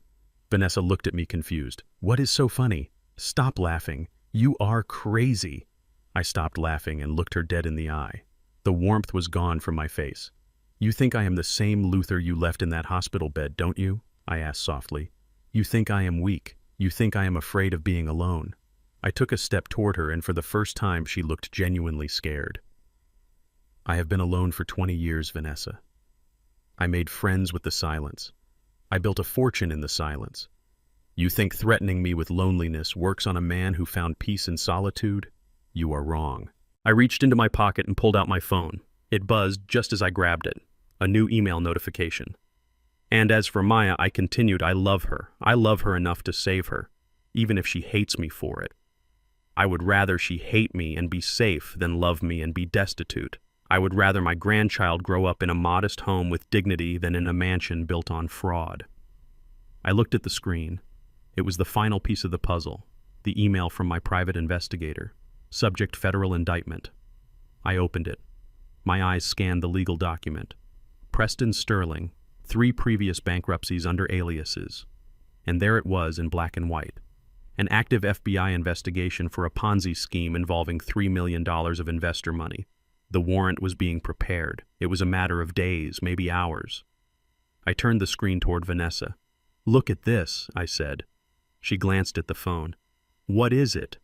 "It is not just debt, Vanessa. It is prison. Your husband isn't just a bad businessman. He is a target. The FBI is looking at him. If he takes money from that banker at table 4 tonight, he is committing federal wire fraud, and if you know about it and help him, you are an accomplice." Vanessa's face went white. The cigarette fell from her fingers. "FBI," she whispered. "You want to talk about the future?" I said, putting the phone away. "Here is the future. Preston is going to jail. The only question is whether you go down with him, and whether Maya goes down with him." I adjusted my tie. "I am going out there, Vanessa. I am going to take the microphone, and I am going to save my daughter from being an accessory to a crime. You can stand here and smoke, or you can come out and watch, but do not ever threaten me with my family again." I turned my back on her. I didn't wait for a response. I walked back down the hallway, leaving her standing there in the harsh fluorescent light, a woman who had traded everything for an image, only to find out the mirror was broken. I pushed open the doors to the ballroom. The music hit me. The laughter hit me. I walked straight to table 25. Antonio was waiting by the sound booth. He saw me coming. He saw the look on my face. He didn't need a signal. He knew. It was time to stop the music. The DJ faded the music out slowly, replacing the upbeat pop song with a soft, ambient instrumental that signaled the time for speeches had arrived. The transition was smooth, professional, and entirely paid for by me. I sat at table 25 watching the room settle into an expectant silence. Waiters stopped clearing plates and stepped back into the shadows. Guests shifted in their chairs, turning their bodies toward the stage, their faces flushed with wine and anticipation. They were ready for the performance. They were ready to hear the wealthy stepfather talk about how much he loved his new daughter. They were ready to applaud the man who had bought their dinner. Preston stood up from the head table. He adjusted his silk bow tie and shot his cuffs, revealing a gold watch that I knew for a fact was a high-quality replica. He looked every inch the tycoon. He smiled at Maya, a confident, reassuring smile that said, "Do not worry, darling, I have got this." He walked toward the microphone stand in the center of the dance floor, his stride long and purposeful. He tapped the microphone twice. Thump, thump. The sound echoed through the ballroom, commanding attention. "Ladies and gentlemen," Preston began, his voice booming with practiced charisma. "If I could have your attention for just a moment. As the father of the bride, I would like to say a few words about—" Suddenly the sound cut out. It was not a fade. It was a hard cut. 1 second his voice was filling the room, and the next there was only the dead air of a disconnected feed. Preston frowned, tapping the microphone again. Nothing. He looked over at the DJ booth, his expression shifting from charm to irritation. He gestured with his hand, a sharp, angry motion that meant, "Fix it now." But the DJ did not look at him. The DJ was looking at Antonio, the general manager, who was walking onto the dance floor with a wireless microphone in his hand. Antonio moved with a grave solemnity. He did not look at Preston. He walked past him as if he were a piece of furniture. Preston reached out to grab Antonio's arm, confusion turning to anger. "Excuse me," Preston snapped, his voice loud enough to be heard in the front rows even without amplification. "What do you think you are doing? We are in the middle of a toast." Antonio stopped. He turned to Preston, and though his voice was polite, his eyes were cold. "There has been a change in the program, Mr. Sterling," Antonio said smoothly, raising his own microphone, which was working perfectly. "We have a special request for the first speech of the night." Preston laughed, a nervous, incredulous sound. "A request I am paying for this event. I did not approve any request. Give me that microphone." He reached for it, but Antonio took a step back. "Actually," Antonio said, his voice projecting to the entire room, "the bill has been settled by a different party, and that party has the floor." A ripple of whispers went through the room. Guests looked at each other, confused. Maya stood up at the head table, her face pale. She looked from Preston to Antonio, then her eyes darted frantically around the room until they landed on the darkness of table 25.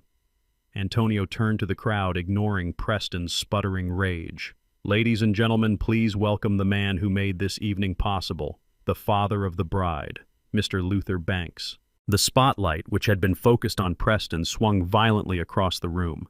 It swept over the tables of the wealthy investors. It swept over the cake. It swept over the dance floor. And it came to rest in the far back corner, illuminating the area by the kitchen door and the restrooms. It landed on me. For a moment there was absolute silence, the kind of silence that is heavy and awkward. The guests twisted in their seats, craning their necks to see who was sitting in the servant section. They saw an old black man in a gray wool suit sitting alone at a metal table. They saw the scuffed hands. They saw the tired face. Maya gasped. I saw her mouth the words, "No, no, no." She started making cutting motions across her throat, signaling Antonio to stop. She looked at Preston, her eyes begging him to do something. Preston stared at me across the room. The initial shock on his face melted away, replaced by a sneer of pure contempt. He leaned into the dead microphone on the stand, then realized it was off and just shouted instead, "Is this a joke? He is senile. Let the old man sleep." Then he looked at Maya and I saw him shrug. He whispered something to her. I could read his lips. Let him speak.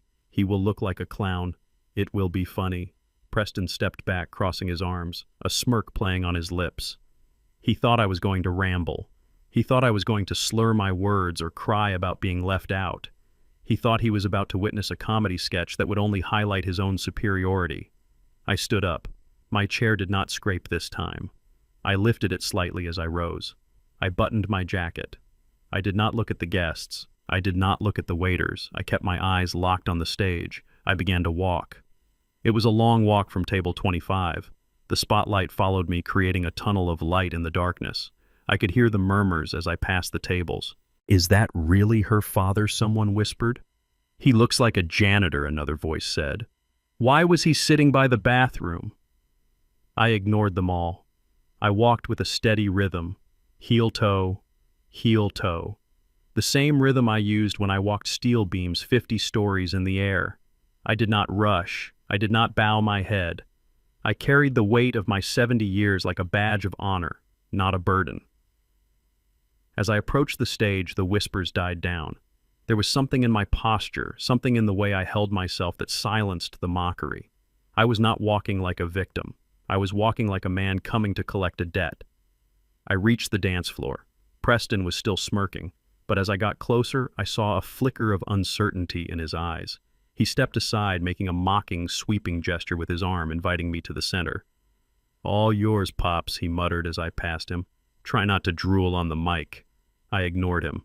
I took the microphone from Antonio. It felt heavy and cool in my hand. A tool. Just like a hammer. Just like a trowel. I turned to face the room. 300 faces stared back at me. Some were amused. Some were pitying. Most were just waiting for the train wreck. I looked at Maya. She was sitting down again, shrinking into her chair, wishing the floor would swallow her whole. She refused to meet my eyes. I took a deep breath. I did not clear my throat. I did not tap the mic. I just spoke. 30 years ago, I began my voice deep and resonant, filling the cavernous room without a tremor. 30 years ago, on a Tuesday night, much like this one, I was standing in a hospital hallway in Chicago. I was wearing work boots covered in dry cement. I had dust in my hair. I had been pouring a foundation for a parking garage for 12 hours straight. I paused, allowing the image to settle. The room was quiet. The nurses tried to stop me from going into the delivery room. They said I was too dirty. They said I needed to scrub up. But I heard a cry, a small, terrified cry, and I pushed past them. I pushed past the doctors. I pushed past my own exhaustion, because I knew that cry. It was the sound of my life beginning. I looked directly at Maya. She looked up slowly, her eyes wet. "When they put you in my arms, Maya, you were so small. You fit right here in the crook of my elbow. Your skin was soft. My hands, these hands." I held up my right hand palm open, showing the calluses, the scars, the rough texture of a lifetime of labor. My hands were like sandpaper. I was terrified I would scratch you. I was terrified I would drop you. I was just a bricklayer. I didn't know how to be a father. I didn't know how to be gentle. I lowered my hand. But I made a promise to you that night. I looked at your little face and I swore that these rough hands would build a world where your hands would never have to be rough. I swore that I would lay every brick mix, every bag of mortar, and carry every load so that you could walk on smooth ground. I took a step closer to the edge of the stage. The audience was leaning in. The mockery was gone. The pity was gone. They were listening. Because truth has a frequency that cuts through everything else. I didn't have an education, I continued. I didn't have a trust fund. I didn't have a family name that opened doors. All I had was my back and my word. When your mother left us, I heard a sharp intake of breath from Vanessa at table 1. I didn't look at her. When it was just the two of us in that cold apartment on 5th Street, I learned to braid hair. I learned to cook soup. I learned that a peanut butter sandwich tastes better when you cut it into the shape of a star. I worked double shifts. I missed sleep. I missed meals. I wore the same boots until the soles fell off and I duct taped them back together because you needed ballet slippers. I saw a woman at table 4 wipe a tear from her eye. Even the stiff men in suits were watching me intently, their drinks forgotten in their hands. I never complained, I said softly. I never asked for a thank you. Because watching you grow, watching you succeed, that was my payment. When you got into Harvard, I didn't tell you that I sold my truck to pay for your first semester. I walked to the job site for 6 months, 5 miles a day, in the rain, in the snow, and every step I took, I thought about you sitting in a library reading books I couldn't understand, and I smiled. I smiled because the foundation was holding. The house I was building for you was strong. I paused again, letting the silence stretch. Maya was crying now openly. Not the fake tears of a bride overcome with joy, but the ugly, messy tears of a child who remembers. But somewhere along the way, I said, my voice hardening just a fraction. Somewhere along the way, the dust on my clothes became a problem. The calluses on my hands became an embarrassment. You started to look at the house I built, and all you saw was the sweat.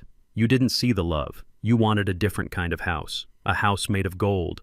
A house made of image. I turned slowly to look at Preston. He wasn't smirking anymore. He was frowning, his arms uncrossed, his body tense. You met a man who had clean hands, I said, gesturing to Preston. A man who wore suits that didn't smell like labor. A man who promised you that you were royalty. And I get it. Who wouldn't want to be royalty? It is seductive. It is shiny. It is easy. I looked back at the crowd. Tonight I was told that I was outdated. I was told that I didn't fit the picture. I was told to sit by the toilets because my presence was a stain on this perfect evening. And I did. I sat there. I ate the cold chicken. I drank the warm water. Because a father eats the scraps so his children can feast. That is what we do. But then I stopped. I let the word hang there. But then I realized something. There is a difference between a foundation made of concrete and a foundation made of cardboard. One holds up in a storm. The other dissolves when the rain comes. I reached into my pocket and pulled out my phone. I have spent my life ensuring your safety, Maya. I have protected you from hunger. I have protected you from cold. And tonight, as your father, I have one last duty. I have to protect you from a lie. I looked at Antonio in the DJ booth. He nodded. Preston took a step forward. What are you doing, Luther? Put that away. Sit down. You are drunk. I turned on him. The sadness in my eyes was gone, replaced by the cold steel of the foreman who just caught a thief on his job site. I am not drunk, Preston, I said, my voice booming without the need for a shout. And I am not outdated. I am the inspector, and I am here to condemn this building. I looked back at the crowd. You all see a wealthy businessman standing here. You see a generous stepfather who paid for this lavish wedding. You see a success story. I pressed the button on my phone. Behind me, the massive projection screen that had been displaying a slideshow of Maya and Preston happy photos flickered. The image changed. It wasn't a photo. It was a document, a bank statement. But what if I told you, I said, my voice dropping to a whisper that echoed like thunder, that the only thing Preston Sterling has successfully built is a house of cards? The room gasped as the numbers on the screen came into focus. The sincerity of my opening speech had hooked them. They had opened their hearts to the poor bricklayer. And now that their hearts were open, I was about to pour the truth in and let it set hard. Look at the screen, I commanded. Let us see who really paid for the steak you just ate. The image of the bank statement hovered on the screen behind me, a ghostly indictment glowing in blue and white, but I did not let the audience dwell on the numbers just yet. I signaled to the technician in the booth, and the screen faded to black, plunging the room back into the soft, ambient lighting of the ballroom. The gasp that had rippled through the crowd was replaced by a confused, heavy silence. They had seen the theft, but they did not yet understand the betrayal. Money is just paper. It can be paid back. It can be earned again. But what Preston had stolen was something far more valuable and far harder to replace. I lowered the microphone slightly, looking down at the scuffed toes of my shoes, before raising my head to look directly at my daughter. Maya was freezing in her chair, her face a mask of porcelain terror.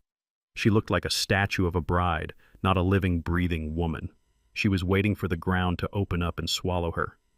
They say a father is a daughter's first love, I said, my voice soft but carrying to every corner of the room.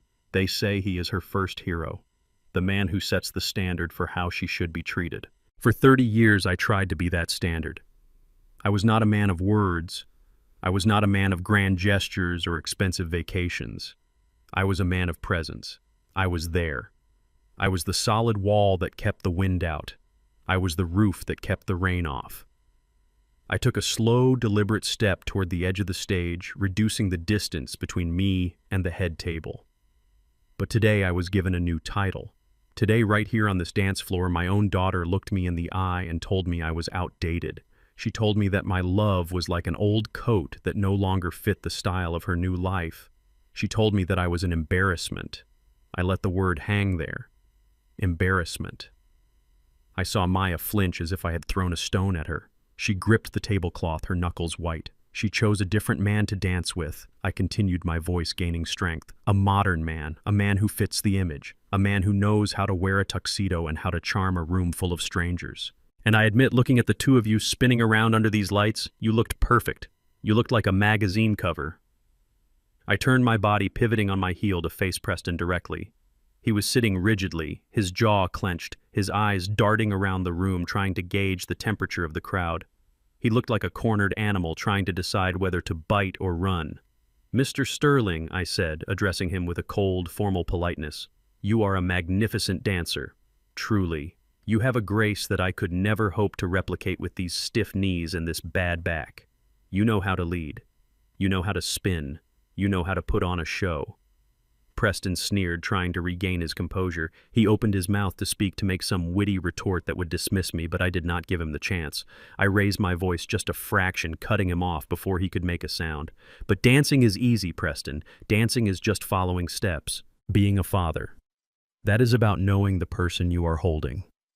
I walked down the steps of the stage, moving onto the floor. The guests at the nearby tables pulled their chairs back instinctively, clearing a path for me. I walked until I was standing 10 feet from the head table, looming over them like a judgment. "Tell me, Preston," I asked, my voice dropping to a dangerous whisper.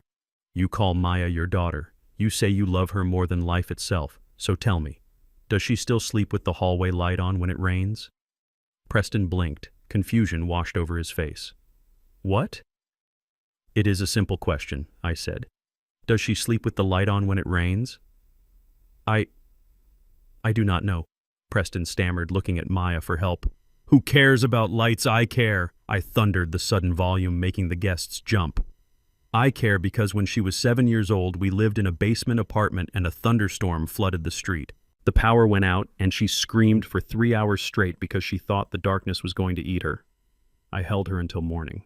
I promised her she would never be in the dark again. Since that day, I have never let her sleep in a room without a nightlight during a storm. Not once in 20 years. Maya let out a sob, a sharp, jagged sound that pierced the silence. She remembered. "You do not know that, Preston," I said, shaking my head. "Because you are not her father. You are just a tourist in her life." I took another step closer. "How about breakfast, Preston? What happens if Maya eats a peanut?" Preston rolled his eyes, regaining some of his arrogance. "This is ridiculous. She is a grown woman. She eats what she wants." I reached into the inside pocket of my jacket. The guests held their breath, wondering if I was pulling out a weapon. In a way, I was. I pulled out a yellow EpiPen. I held it up for the room to see.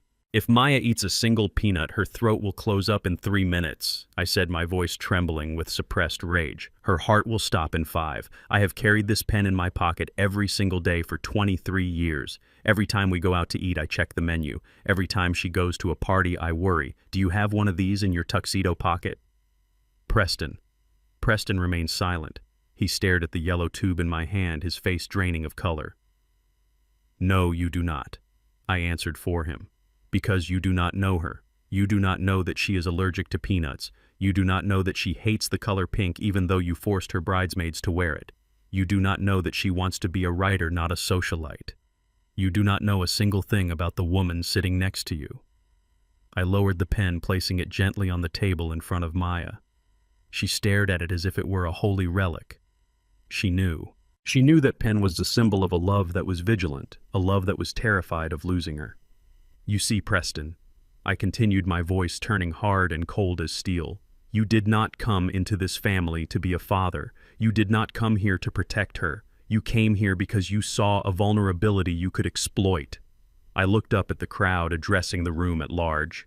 This man looked at my daughter, and he did not see a person. He saw a bridge to legitimacy, a bridge to my money.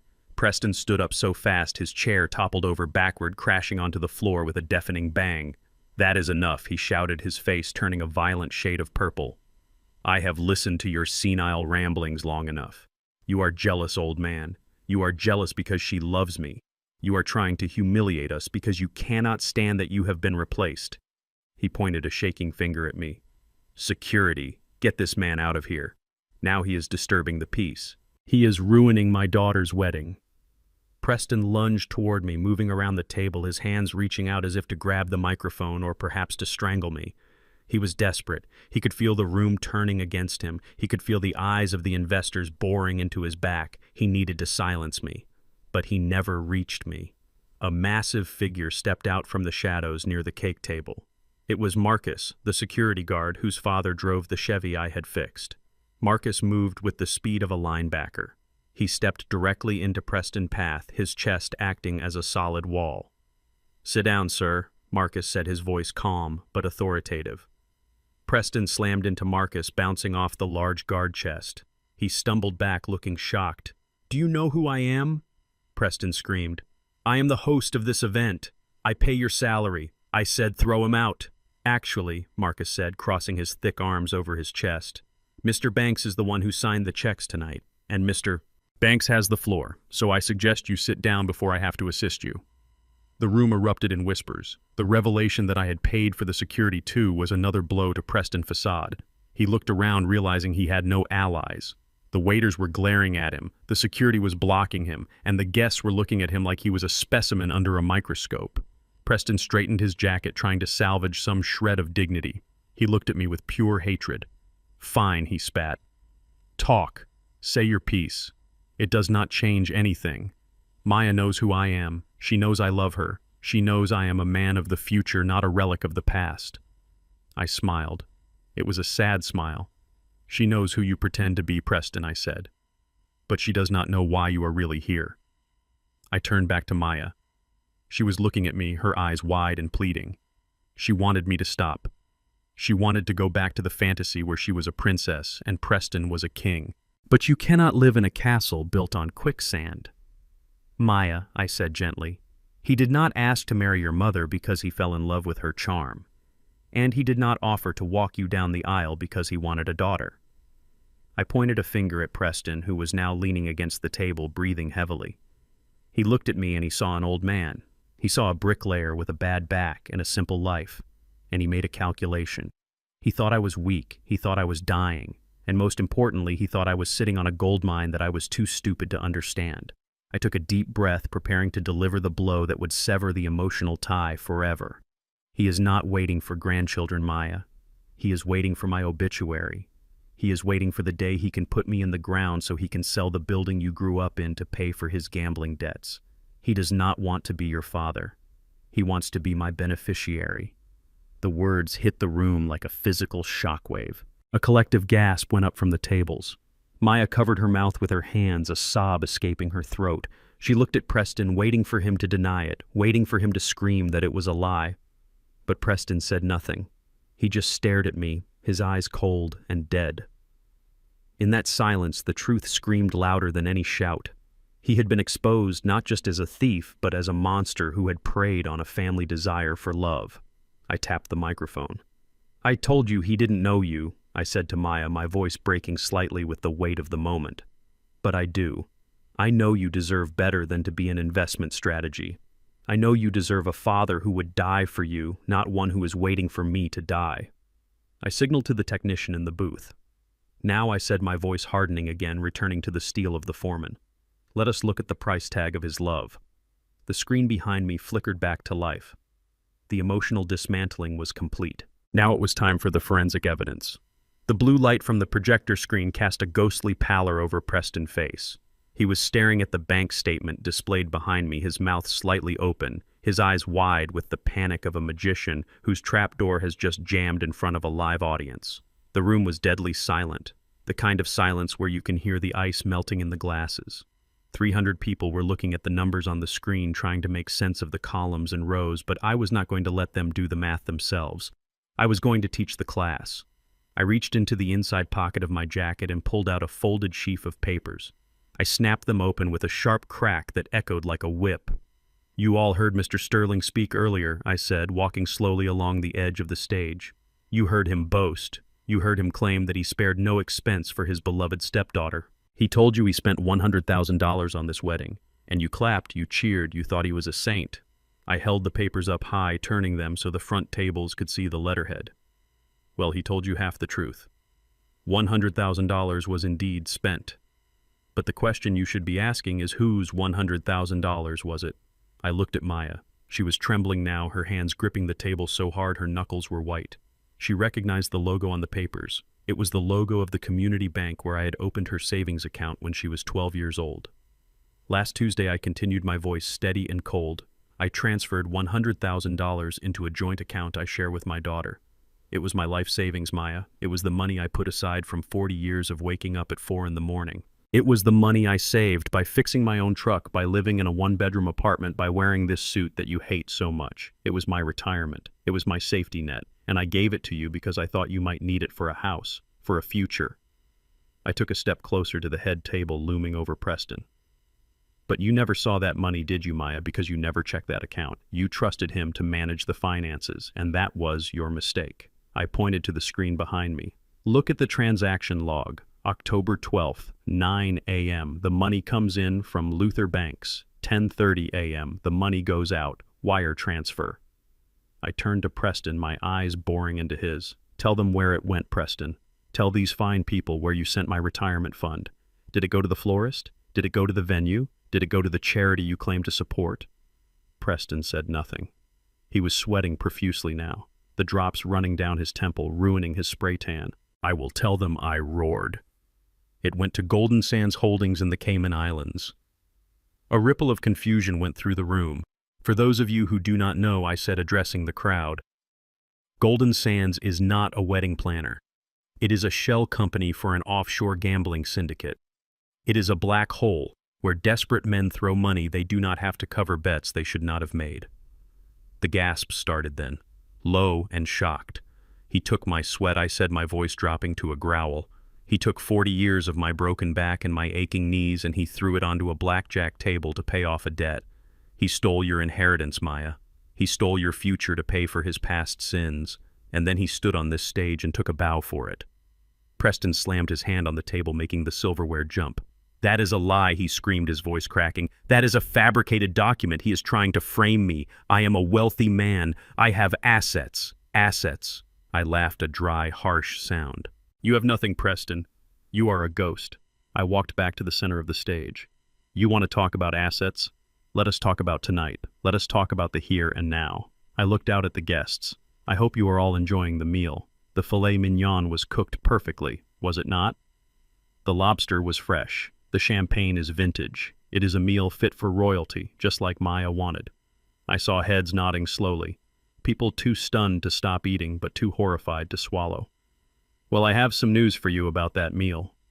I pulled the titanium black card from my pocket. It caught the light of the spotlight, gleaming like a dark star. 15 minutes ago, the general manager came to me. He was ready to shut this party down. He was ready to turn on the house lights and ask you all to leave. Why? Because when he tried to run the final charge for this dinner on Mr. Sterling Platinum card, it was declined. I looked at Preston, who had gone deathly pale. Not once, not twice. 3 times. Insufficient funds. Account frozen. Suspicious activity. The room erupted. The polite whispers turned into loud exclamations. People dropped their forks. The clatter of silverware against china sounded like hail on a tin roof. To be accused of theft is one thing, but to be exposed as broke at your own gala is a social death sentence. I swiped this card, I said, holding it up. I paid the $30,000 bill for the food you are digesting right now. Me, the janitor, the outdated old man, the embarrassment. I walked over to the edge of the stage and looked down at the table where the vice president of First National Bank was sitting. He was a stern man with gray hair. He was staring at Preston with a look of absolute disgust. "Mr. Vice President," I said respectfully, "I believe Mr. Sterling was hoping to close a deal with you tonight. He was hoping to use your investment capital to cover the holes in his sinking ship. I suggest you check your pockets before you leave. A man who steals from his father-in-law will not hesitate to steal from his investors." The vice president stood up slowly. He took his napkin and threw it onto his half-eaten steak. He looked at Preston, shook his head, and turned his back. It was a simple gesture, but it was final. The deal was dead. I turned back to Preston and Maya. "The illusion is over," I said. "The lights are on. There is no rich stepfather. There is no generous benefactor. There is just a con artist and the victims he fooled." Maya was crying hysterically now, her face buried in her hands. Her shoulders shook with the violence of her sobs. She wasn't crying for me. She wasn't crying for the money. She was crying because her identity was dissolving.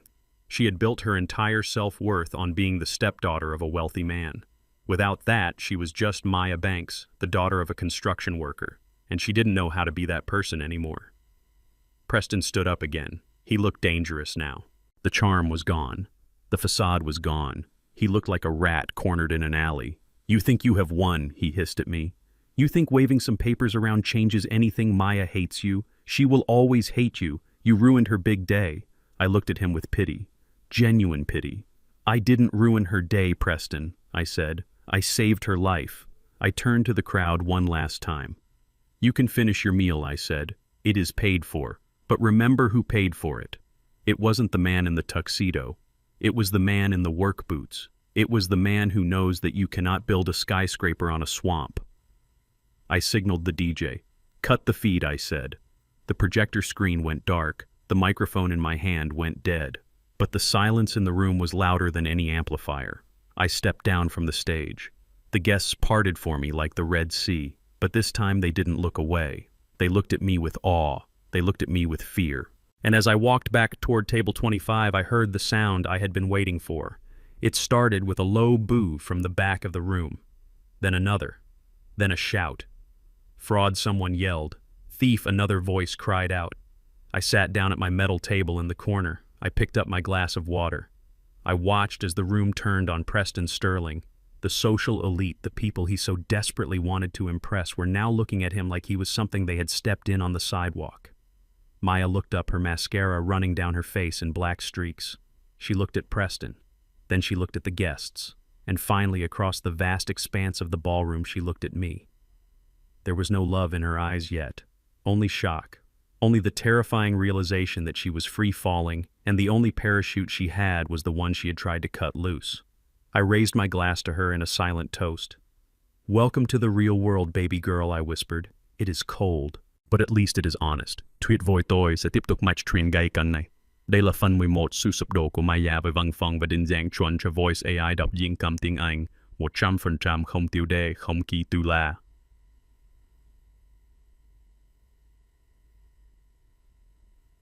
"You are lying." The scream tore through the ballroom, shattering the silence like a glass thrown against a wall.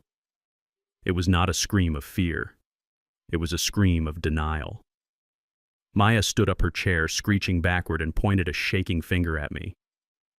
Her face was twisted into a mask of pure, desperate rage. The makeup she had spent hours perfecting was running in dark rivets down her cheeks, but she did not care. She cared about one thing: protecting the fantasy. "Dad, you are a liar," she screamed, her voice cracking.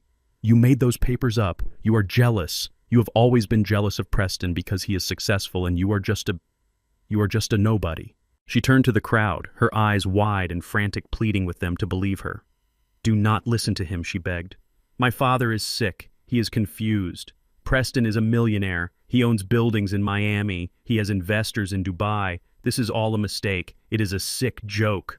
Preston, seeing an opening, stood up next to her. He smoothed his tuxedo jacket, trying to regain his composure. She is right, he announced, his voice trembling slightly but loud enough to carry. This man is mentally unstable. Those documents on the screen, anyone can forge a bank statement on a computer these days. It is slander. I will sue you, Luther. I will sue you for everything you have. I looked at them, the two of them standing there clinging to a sinking ship while the water rose around their necks. It was pathetic, and it was time to end it. You say I am lying, Maya, I asked, my voice calm, deep, and resonant. You say Preston is a millionaire. Yes, she cried, stamping her foot like a petulant child. He is, and he loves me. I nodded slowly. I reached into my pocket and pulled out the remote for the projector again. Then let us see what the Federal Bureau of Investigation thinks about his millions. I pressed the button. The screen behind me shifted. The bank statement disappeared. In its place, a new document appeared. It was not a spreadsheet. It was a mugshot. A gasp went through the room so loud it sucked the air out of the space. The photo on the screen was younger. The hair was darker. But the eyes were the same. The cold, predatory eyes of Preston Sterling. Below the photo were the words that sealed his fate. Wanted. Wire fraud. Identity theft. Ponzi scheme. I turned to the technician. Scroll down, I commanded. The document scrolled. Alias Patrick Stone. Alias Peter St. James. Alias Preston Sterling. Status fugitive. I looked back at Maya. She was staring at the screen, her mouth open but no sound coming out. Her hands were trembling so violently that the diamond bracelet on her wrist rattled against the table. Read it, Maya, I said, pointing to the screen. Read the charges. Embezzlement of $3 million from elderly retirees in Florida. Faking investment portfolios. Laundering money through offshore casinos. I took a step closer to her. He is not a businessman, Maya. He is a predator. He finds families with assets and vulnerabilities. He finds women who want to be taken care of, and he bleeds them dry. Preston lunged for the table, trying to grab a steak knife, but Marcus, the security guard, was faster. He stepped in and twisted Preston's arm behind his back, forcing him down into the chair. Sit down, Marcus growled. The show is not over. Maya looked at Preston, who was now pinned to his chair, groaning in pain. She looked at the screen. She looked at the guests who were whispering, pointing, and pulling out their phones to take pictures of the wanted poster. No, she whispered. No, it cannot be. He bought me this dress. He bought me the car. I shook my head, walking until I was standing right in front of the head table. I looked down at my daughter. The little girl I had carried on my shoulders was gone, replaced by a woman I barely recognized. A woman who had been hollowed out by vanity. He bought you nothing, Maya, I said softly. I bought the dress. I bought the car. The money I sent to your account. The money he stole. That is what paid for your lifestyle. Every time he gave you a gift, he was just re-gifting you your own inheritance. Maya looked up at me. Her eyes were red-rimmed and empty. Why are you doing this? She sobbed. Why did you have to do it here? Why couldn't you tell me in private? Why did you have to humiliate me in front of everyone? Because you wouldn't have listened, I said, my voice hardening. Because if I told you in private, you would have called me a liar. You would have chosen him. You did choose him, Maya. I leaned in close, my hands gripping the edge of the table. And that is the hardest truth of all tonight. This is not about money. This is not about fraud. This is about you. Maya flinched, pulling back from me. You stood on that dance floor and you looked me in the eye. I said, my voice trembling with the pain I had suppressed for hours. You told me I was outdated. You told me I was an embarrassment. You told me I did not fit the image. I gestured to Preston, who was now sweating and cursing under his breath. You chose him, I said. But you did not choose him because he loved you. You did not choose him because he was kind. You did not choose him because he was a good father. You chose him because he looked expensive. I stood up straight, addressing the entire room but keeping my eyes locked on hers. You sold me, Maya. You sold 30 years of sacrifice. You sold the man who braided your hair. You sold the man who worked in the freezing cold so you could have a warm bed. And what did you sell me for? You sold me for a tuxedo. You sold me for a fake tan and a leased luxury car. You wanted a prop, not a father. Tears streamed down Maya's face, cutting through the layers of foundation. She shook her head, trying to deny it, but the words were hitting her like physical blows, cracking the shell she had built around her heart. "I am sorry," she whispered, her voice barely audible. I just wanted to be special." "You were special," I roared, making her jump. "You were my daughter." "That should have been enough. But you wanted to be royalty. You wanted to be better than where you came from. You were ashamed of the cement dust on my clothes. You were ashamed of the calluses on my hands." I held up my hands again. "These hands built this city, Maya. There is no shame in these hands. The only shame in this room is sitting right there in that chair wearing a stolen suit and lying to the woman he married."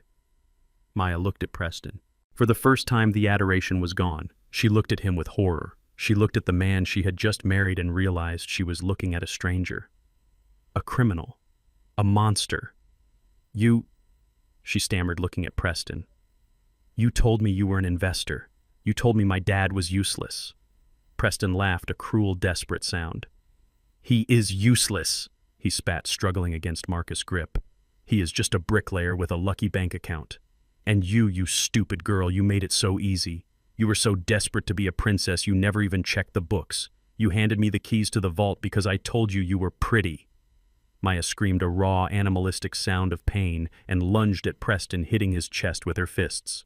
"You liar! You ruined everything!" Marcus pulled her back gently but firmly. I watched her fall back into her chair, sobbing uncontrollably. Her perfect wedding was now a crime scene. Her perfect husband was a con man. And her perfect image was shattered into a million pieces.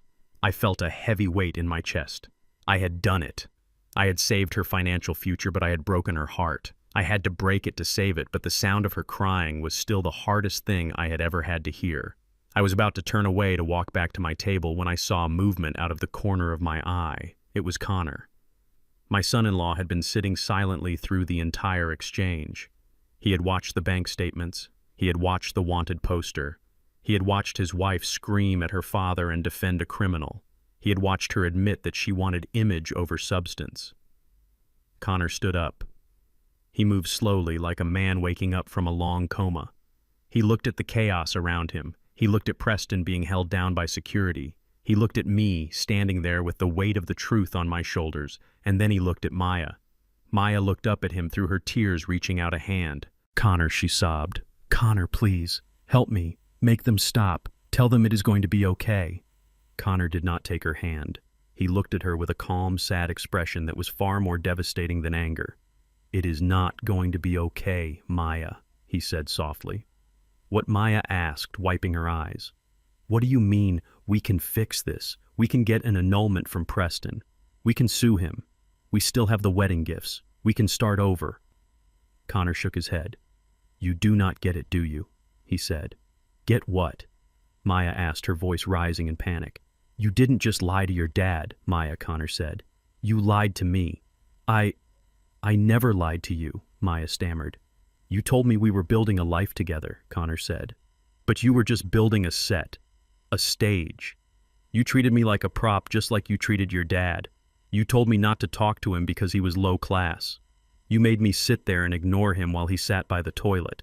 Connor looked at me, and for the first time in years I saw a spark of steel in his eyes. "I let you do it," Connor continued, "because I thought you were just stressed. I thought you just wanted everything to be perfect. But tonight, watching you defend him, watching you scream at the only man who has ever actually loved you, I realized something, what Maya whispered. I realized I am just the next prop," Connor said. "Once I am outdated, once I don't fit the image, you will replace me too." Connor reached for his left hand. He gripped the gold band on his ring finger. "Connor, no!" Maya screamed, standing up. "No, do not do this. Everyone is watching. Let them watch," Connor said. "At least this part is real." He pulled the ring off. It slid off easily as if it had never really belonged there. He held it up for a second, the gold catching the light of the projector screen that still displayed Preston Wanted poster. Then he opened his hand. The ring hit the table with a small hollow ping. It spun for a second, a tiny golden wheel, before coming to a stop right next to the EpiPen I had placed there earlier. "I am done," Maya, Connor said. "I am out." He turned to me. He didn't bow. He didn't shake my hand. He just nodded, a nod of respect, a nod from one man to another, acknowledging that the lesson had been learned. Then he turned and walked away. He walked past the head table, past the cake, past the stunned guests, and out the double doors of the ballroom without looking back once. Maya stood there alone. Her stepfather was in handcuffs. Her husband was gone. Her father was standing before her, having stripped away every lie she had ever told. She looked at the empty chair where Connor had been. Then she let out a wail that echoed through the silent room, a sound of total and absolute desolation. I signaled the technician one last time. "Lights," I said. The house lights flooded the room, blindingly bright, exposing every tear, every stain, and every broken dream. There were no more shadows to hide in. The play was over, and the reality was just beginning. I stood on the edge of the dance floor, holding the microphone like a judge gavel that had just delivered a verdict. The silence in the ballroom was heavy, a suffocating blanket woven from shock and scandal. Connor had turned to leave. He had dropped his ring. He had taken those first few steps toward freedom. But then he stopped. I watched him. I saw his shoulders heave. I saw his hands clench into fists at his sides. He was a good man, a gentle man, but even the calmest ocean has a breaking point. He was not just leaving a marriage, he was leaving a crime scene, and he realized he could not leave without giving a statement. Connor turned around. He did not look at Maya, who was still weeping into her hands.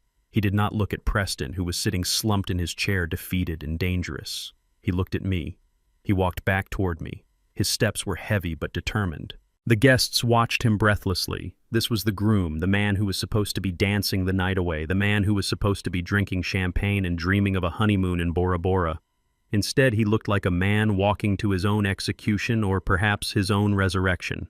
He reached me and held out his hand, not for a handshake, but for the microphone. I looked into his eyes. I saw pain there, deep and raw, but I also saw respect. He finally understood who was holding the line. I handed him the microphone. It was his turn. Connor gripped the device, his knuckles white. He turned to face the head table. The feedback whined slightly, a high-pitched screech that made everyone flinch, but Connor did not seem to hear it. "Maya," he said.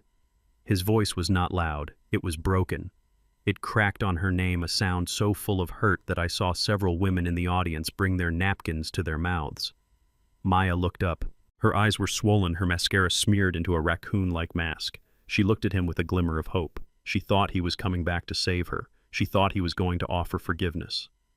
"Connor," she whispered, reaching out a trembling hand. "Connor, please, we can fix this." Connor did not move toward her. He stood his ground next to me. "Fix this," he repeated, his voice hollow. "How do you fix a foundation that does not exist?" "Maya." He took a deep breath, steadying himself. "For 2 years you told me stories about your father. You told me he was a burden. You told me he was embarrassing. You told me he was a bitter old man who did not understand the world." He pointed at me without looking away from her. "I believed you. I trusted you. You are my wife, or you were supposed to be. I treated this man with coldness because you told me he deserved it. I sat him by the toilet because you said he would be more comfortable there. I let you cut him out of our lives because you said he was toxic." Connor's voice began to rise, gaining strength and volume. "But he was not the toxic one, was he, Maya? He was the bank." Maya sobbed, shaking her head frantically. "No, Connor, it is not about the money. It is exactly about the money," Connor shouted, causing Maya to recoil. "You told me the wedding was paid for by Preston. You told me the down payment on our house was a gift from Preston. You told me the honeymoon was a surprise from Preston." He laughed, a dry, bitter sound that echoed off the high ceilings. "I spent the last 6 months thanking Preston.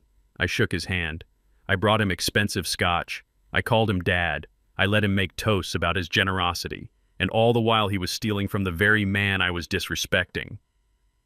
Connor turned to look at Preston, who was glaring at the floor, refusing to meet anyone's eyes. "You let me praise a thief, Maya. You let me build my gratitude on a lie. You made me an accomplice to your cruelty." He turned back to Maya, his face twisting with anguish. "I could forgive a mistake, Maya. I could forgive bad credit. I could even forgive you for being embarrassed by your dad because we all have family issues. But I cannot forgive the manipulation. You lied to me to make me despise my own father-in-law. You used my trust to isolate him. You turned me into a weapon against him." "Connor." "No," Maya wailed, standing up and reaching for him across the table. "I did it for us. I wanted us to look good. I wanted you to be proud of our family." "Proud?" Connor asked incredulously. You think I am proud right now? You think I want to be part of a family that treats people like disposable objects based on their bank account balance? He looked down at his tuxedo, looking at the expensive fabric as if it were contaminated. I am a software engineer, Maya. I write code. In my world, if a line of code is bad, the whole program crashes. You cannot hide a bug. You have to fix it or delete it. He looked her dead in the eye. And this marriage, it is a fatal error. The room gasped. It was final. It was absolute. There was no coming back from that. I am annulling this marriage, Connor declared, his voice ringing with finality. I am not going to sign the certificate. I am not going on the honeymoon, and I am certainly not going to live in a house paid for with stolen money. Maya collapsed back into her chair, her legs giving out. She buried her face in the tablecloth, her shoulders heaving with the weight of her destruction. Connor lowered the microphone. He turned to me. The anger drained from his face, leaving only exhaustion and shame. He looked at me, at my old suit, at my gray hair, at the eyes that had seen too much. He bowed. It was not a nod. It was a deep, respectful bow. He bent at the waist, humbling himself before the bricklayer. "Mr. Banks," he said, his voice trembling slightly, without the amplification of the microphone, "I am so sorry. I should have asked. I should have visited you. I should have been a man, and made up my own mind instead of listening to the gossip. I disrespected you, and for that I will be ashamed for the rest of my life." I looked at the boy. He was young, he had been foolish, but he was owning it. And in my book, owning your mistakes is the first step to rebuilding. I reached out and placed a hand on his shoulder. It was heavy and warm. "Stand up, son," I said softly. "You didn't know. You were looking at a blueprint that was drawn wrong. Now you know. Go build something real." Connor nodded, tears standing in his eyes. "Thank you, sir." He handed the microphone back to me. He turned and started to walk away again. And that was when the dam broke. Preston Sterling exploded. The humiliation had been building inside him like pressure in a boiler. He had been exposed as a fraud. He had been mocked by the guests. He had lost his investors. And now he had watched a young man destroy his stepdaughter dreams and bow to his enemy. It was too much for his ego to handle. "You son of a bitch," Preston screamed. He surged up from his chair, knocking the heavy table forward. Silverware crashed to the floor. Glasses shattered. He did not care. His eyes were wild, bloodshot, and focused entirely on me. "You think you can come here and ruin me?" he roared. "You think you can destroy my life with your lies? You old piece of garbage, I will kill you!" He charged. The guests screamed, scattering out of the way. Marcus, the security guard, shouted and lunged forward, but he was on the wrong side of the table. Preston had a clear path. He was younger than me, he was heavier than me, and he was fueled by the adrenaline of a man who has lost everything. He came at me like a bull, his hands reaching for my throat, his face twisted into a mask of pure violence. Maya screamed, "Dad!" I stood still. I did not run. I did not flinch. I did not raise my hands in a boxing stance. Preston thought he was attacking an old man. He thought he was attacking a retiree who spent his days watching daytime television and napping. He forgot who I was. I was a bricklayer. For 40 years I had walked on steel beams 50 stories in the air where a single misstep meant death. I had carried bags of cement that weighed more than he did. My body was old, yes, but it was built on a foundation of balance and core strength that a lifetime of country club lunches could never replicate. I waited.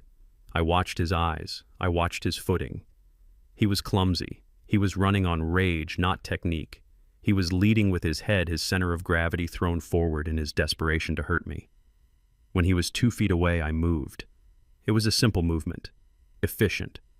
The kind of movement you learn when you are dodging a swinging crane hook on a job site. I stepped to the left, a quick, sharp pivot on my heel. At the same time, I extended my right leg, just a few inches, just enough to catch his shiny, expensive dress shoe. Preston momentum did the rest. He tripped. It was almost comical in its slow-motion inevitability. His arms flailed, trying to grab onto air. His eyes widened as he realized the ground was coming up to meet him. But it was not the ground. Directly behind where I had been standing was the cake table. The wedding cake was a masterpiece. 5 tiers of lemon chiffon and buttercream icing towering 3 feet high, decorated with sugar roses and silver pearls. It had cost $4,000. Preston flew past me, his hands grasping at nothing, and plunged face first into the cake. The sound was a soft, wet thwack. The table groaned and collapsed under his weight. The cake exploded. Frosting flew everywhere, splattering the guests in the front row. The top tier rolled across the dance floor, coming to a rest at the feet of the vice president of First National Bank. Preston lay there in the ruins of the confectionery disaster. He was covered in white icing. A sugar rose was stuck to his ear. He groaned, trying to push himself up, but his hand slipped in the buttercream and he flopped back down. The room was silent for a heartbeat. And then someone laughed. It was a nervous laugh at first, but then it spread. It was the release of tension. The villain had not just been defeated. He had been humiliated in the most slapstick way possible. I stood over him, brushing a speck of icing from my lapel. I looked down at the man who had called me outdated. "You know, Preston," I said, my voice carrying clearly in the silence. "You were right about one thing." Preston looked up, spitting cake out of his mouth, his eyes filled with hate and frosting, what he gurgled. "You really do know how to make an impact," I said. Marcus arrived then, hauling Preston up by the back of his tuxedo jacket, which was now ruined by grease and sugar. "Get him out of here," I said to Marcus, "and call the police. I think the FBI might want to lick the frosting off him before they book him." Marcus nodded, grinning. "With pleasure, Mr. Banks." I looked at the crowd. They were applauding. Not politely, wildly. They were cheering for the old bricklayer who had just matadored the bull. But I did not bow. I did not smile. I looked at Connor, who was standing by the door watching. He nodded to me again. Then I looked at Maya. She was sitting alone at the head table, staring at the spot where the cake used to be. She looked broken. I felt a pang of sadness. This was a tragedy disguised as a victory, but sometimes you have to burn the field to kill the weeds. I turned and walked back to table 25. My work was done. The sound of a crowd turning against you is a physical thing. It starts as a low rumble like a subway train approaching from a distance, and then it swells into a roar that vibrates in your chest. I stood by table 25, watching the room transform. 10 minutes ago, these people were raising glasses of champagne to Preston Sterling. They were envying his wealth, admiring his suit, and laughing at his jokes. Now they were looking at a man covered in lemon chiffon cake and seeing him for exactly what he was: a clown. The first boo came from the back of the room near the bar. It was low and guttural. Then another joined in. Then a shout: "Fraud, liar, pay your bills, you deadbeat." It was mob mentality in its purest form. These were wealthy, sophisticated people. They wore silk and diamonds. They drove imported cars. But underneath the polish, they were just a pack of wolves, and they had just realized that the alpha male was actually a sheep in disguise. They felt foolish. They felt tricked. And there is nothing a rich person hates more than being made to look like a fool. I watched the vice president of First National Bank standing near the fallen cake. He took out his phone. He did not call the police. He opened his camera app. He held it up, aiming it directly at Preston, who was struggling to wipe frosting from his eyes while Marcus held him in an arm lock. Preston Sterling, the vice president, said loud enough for the video to pick up. "The man who tried to swindle $3 million from my bank. Smile for the compliance department, Preston." That broke the dam. Suddenly a sea of glowing screens rose up in the darkened room. Everyone was filming. The bridesmaids who had been fawning over Maya all day stepped back. They did not help her. They did not comfort her. Two of them actually turned their backs and started typing frantically on their phones, probably deleting their social media posts that tagged the wedding or texting their other friends to gossip about the disaster. It was brutal. It was the modern-day equivalent of the stocks in the town square. Preston was not just going to jail, he was going to become a meme. His humiliation was being live-streamed to thousands of people in real time. I looked at Maya. She was standing alone at the head table. The space around her was empty. Connor was gone. Preston was being dragged toward the exit by Marcus, leaving a trail of white icing and ruined dignity on the parquet floor. Her guests were jeering. Her friends were recording. She looked small. The massive ballroom, which had seemed like a palace an hour ago, now looked like a cavernous mouth ready to swallow her whole. She scanned the room, her eyes wild and panicked. She was looking for a lifeline. She was looking for someone to blame. Her eyes landed on me.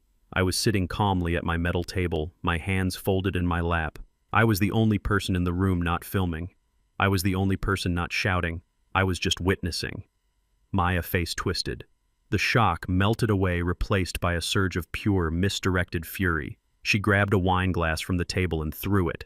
It shattered on the floor nowhere near me, but the violence of the action made the nearby guests recoil.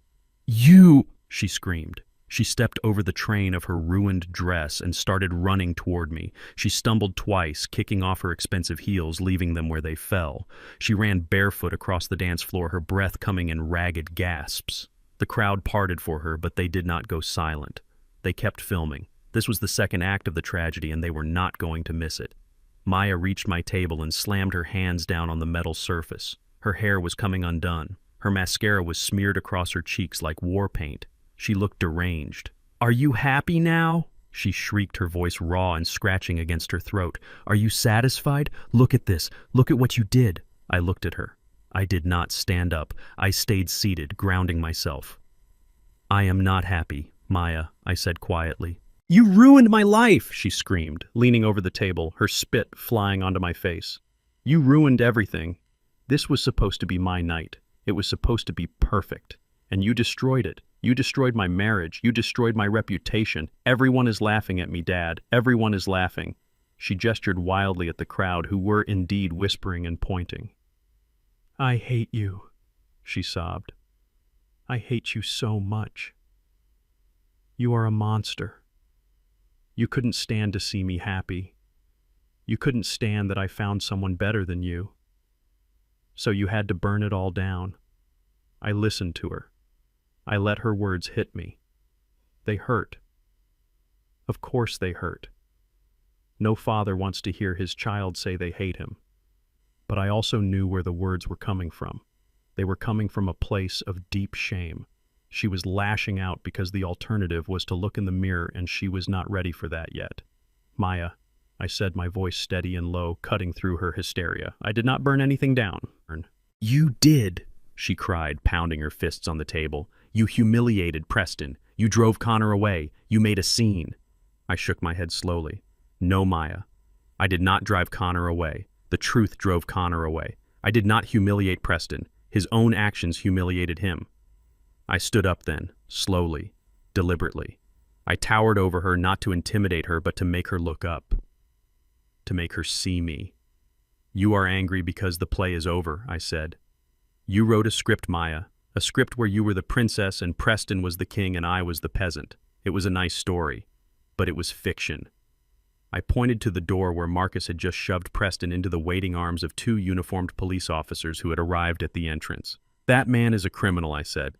"He stole my money. He stole your money. He was going to leave you destitute." If I had stayed silent, if I had let this wedding finish, you would have woken up tomorrow morning married to a felon with $0 in your bank account and a foreclosure notice on your door. So what Maya screamed, tears streaming down her face. At least I would have had a husband. At least I would have had my dignity for one more day. You took that away. You stripped me naked in front of 300 people. You were already naked, Maya, I said softly. You just didn't know it because you were wearing clothes made of lies. I leaned closer to her, my eyes locking onto hers. You say I ruined your life. No, daughter. I saved your life. I stopped you from walking off a cliff. I stopped you from being an accessory to federal fraud. But you broke me, she whispered, her voice breaking into a whimper. You broke me, Dad. I reached out to touch her hand, but she pulled it away, recoiling as if I were fire. I didn't break you, Maya, I said. I just turned on the lights. I gestured to the room, to the mess, to the broken glass, to the cake on the floor.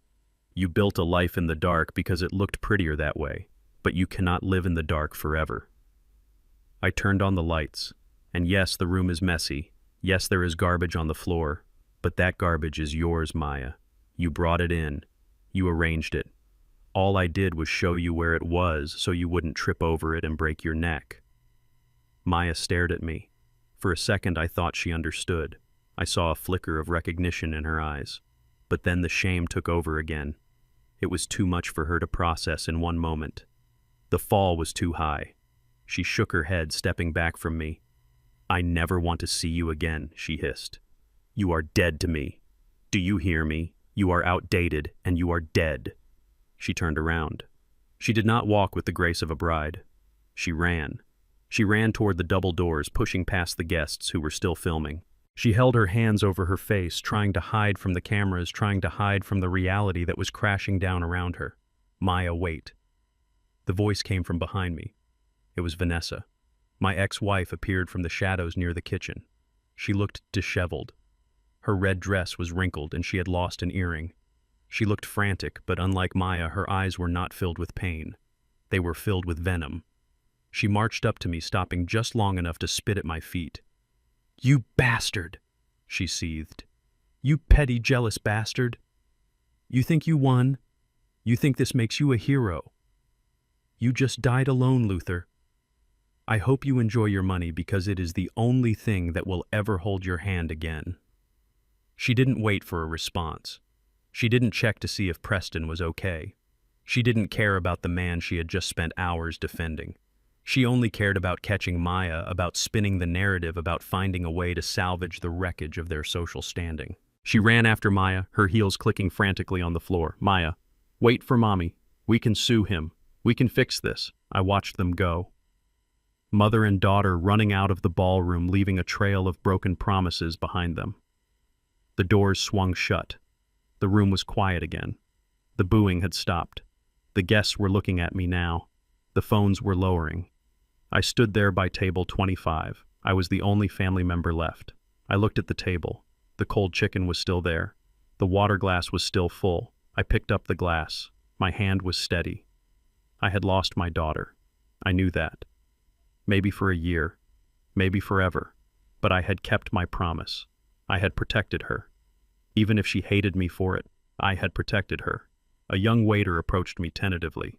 He looked scared. "Mr. Banks," he whispered, Is there anything else you need?" I looked at the boy. He had kindness in his eyes. "No, son," I said, placing the glass down. "I think I am done here." I unbuttoned my jacket. I adjusted my cuffs. "I am going home," I said. I walked toward the exit. I did not look back at the head table. I did not look back at the cake. I walked past the guests who parted silently to let me through. Some of them nodded. Some of them looked down in shame. I walked out of the ballroom and into the cool night air. The silence of the street was a relief. I took a deep breath, filling my lungs with air that didn't smell like perfume and lies. It was over, and it was just beginning. The night air outside the Grand Plaza Hotel was usually filled with the quiet hum of luxury cars and the polite chatter of valets, but tonight it was screaming. Blue and red lights sliced through the darkness, bouncing off the polished marble columns and the terrified faces of the guests who had spilled out onto the sidewalk to watch the finale of the evening. I stood at the top of the stairs, my hands in my pockets, watching the inevitable conclusion of a tragedy I had been forced to write. Preston Sterling was not going quietly. 2 uniformed officers had him pressed against the hood of a patrol car. The icing from the cake was still smeared on his tuxedo, mixing with the sweat and the dirt from the floor, creating a gray paste that made him look like a melting wax figure. He was thrashing and kicking, screaming about his rights, screaming about his lawyers, and screaming about how this was all a misunderstanding. "Get your hands off me!" he bellowed, his voice cracking with desperation. "Do you know who I am? I am a community leader. I am a philanthropist. That man standing there is a liar. He is senile. He framed me." The officer securing his wrists did not care about his philanthropy. He cared about the federal warrant that had just popped up on his computer. "Preston Sterling, you are under arrest for wire fraud, identity theft, and forgery." The officer recited, his voice calm and bored. "Forgery." Preston screamed, spinning his head around to look at me. I never forged anything. A man in a plain suit stepped out of an unmarked sedan that had pulled up behind the patrol cars. He walked up to Preston holding a plastic evidence bag. Inside was a stack of documents. "We found these in your briefcase in the bridal suite, Mr. Sterling," the detective said. "It is a power of attorney transfer for the property at 450 Highland Avenue. It transfers ownership from Luther Banks to Preston Sterling. It is dated for next week, and it is signed by Luther Banks." The detective looked up at me, standing on the stairs. "Mr. Banks, did you sign this document?" I looked down at Preston. He stopped struggling. He hung his head, knowing the game was truly up. He had not just stolen the wedding money. He had prepared the paperwork to steal my home the moment he convinced everyone I was mentally incompetent. "No, detective," I said, my voice carrying over the noise of the sirens. "I did not sign that. My hands may be rough, but they are not stupid." The detective nodded.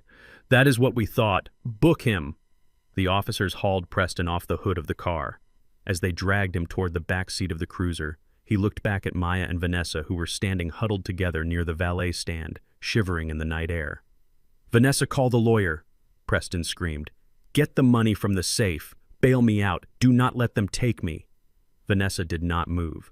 She stared at him with a mixture of horror and calculation. She knew there was no money in the safe. She knew there was no lawyer on retainer. She was watching her golden ticket go to jail, and she was already trying to figure out how to distance herself from the wreckage. They shoved Preston into the car and slammed the door. The image of his face pressed against the glass, shouting silent obscenities, was the last thing I saw of the man who had tried to erase me.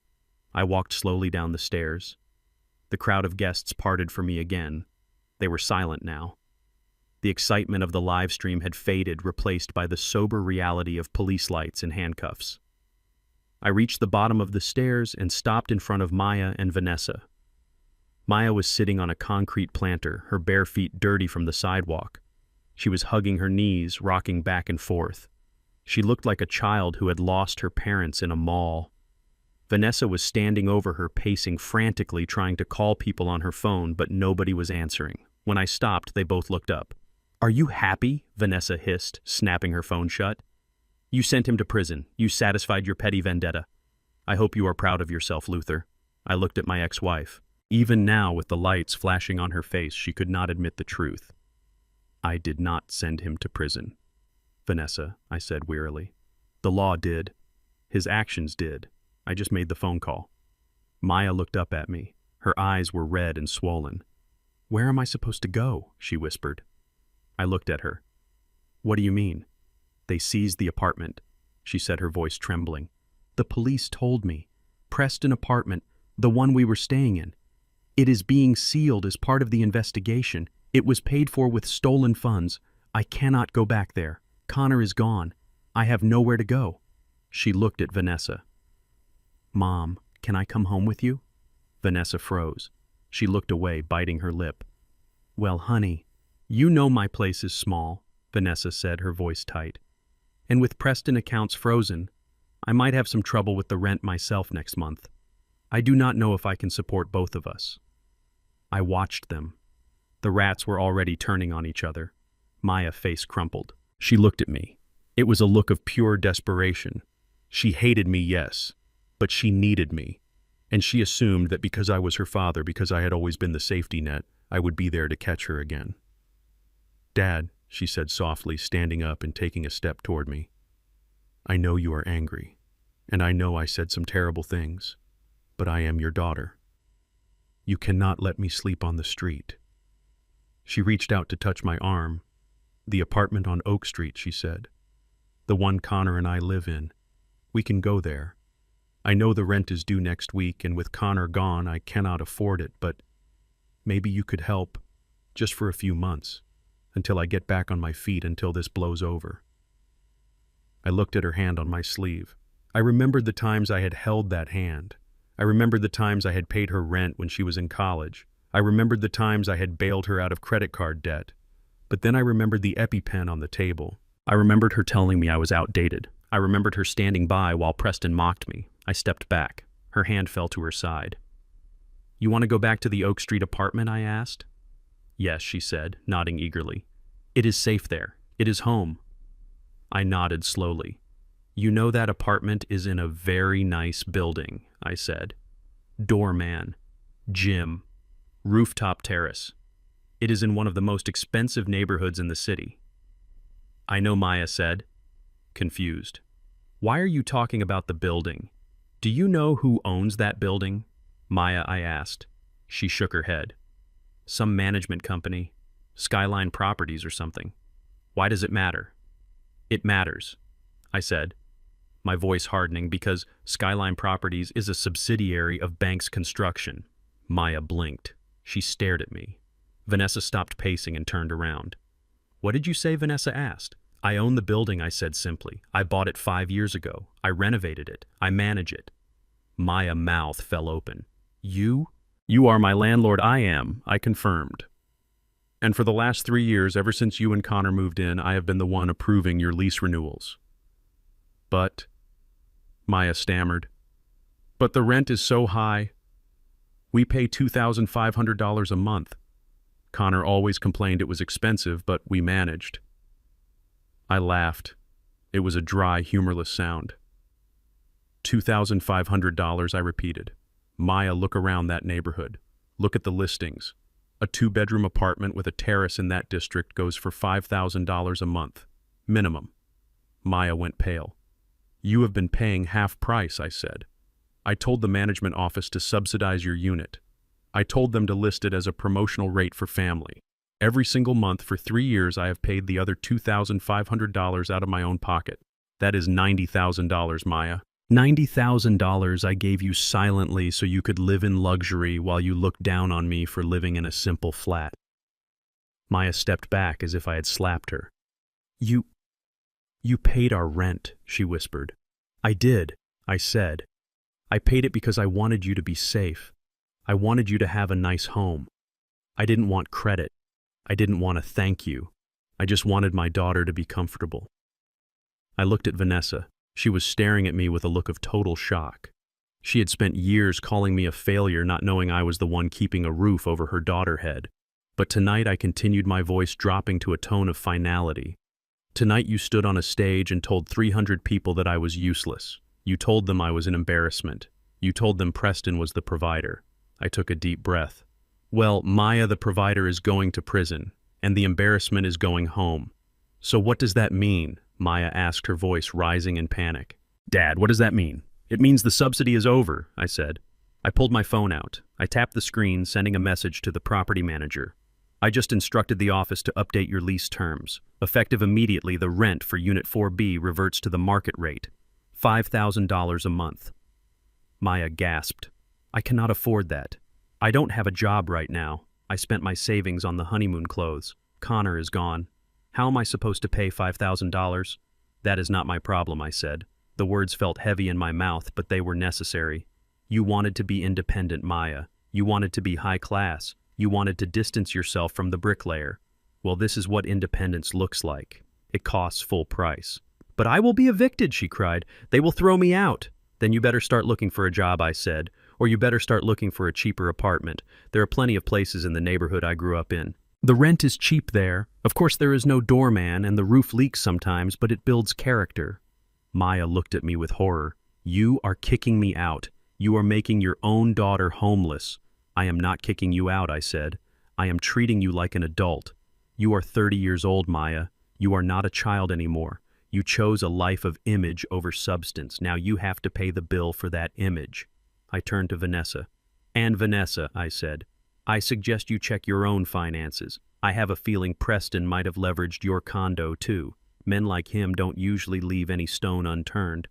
Vanessa's face went gray. She hadn't thought of that. She turned and started running toward the valet stand, screaming for her car. I looked back at Maya one last time. She was standing alone on the sidewalk, barefoot in her ruined wedding dress, shivering in the cold wind of reality. Dad, please, she whispered. I am going home, Maya, I said. I have to be up early tomorrow. I have a building to manage. I turned my back on her. It was the hardest thing I had ever done. Every instinct in my body screamed at me to turn around to hug her, to write a check to fix it. But I knew that if I fixed it now, I would break her forever. She needed to fall. She needed to hit the bottom so she could find her own feet.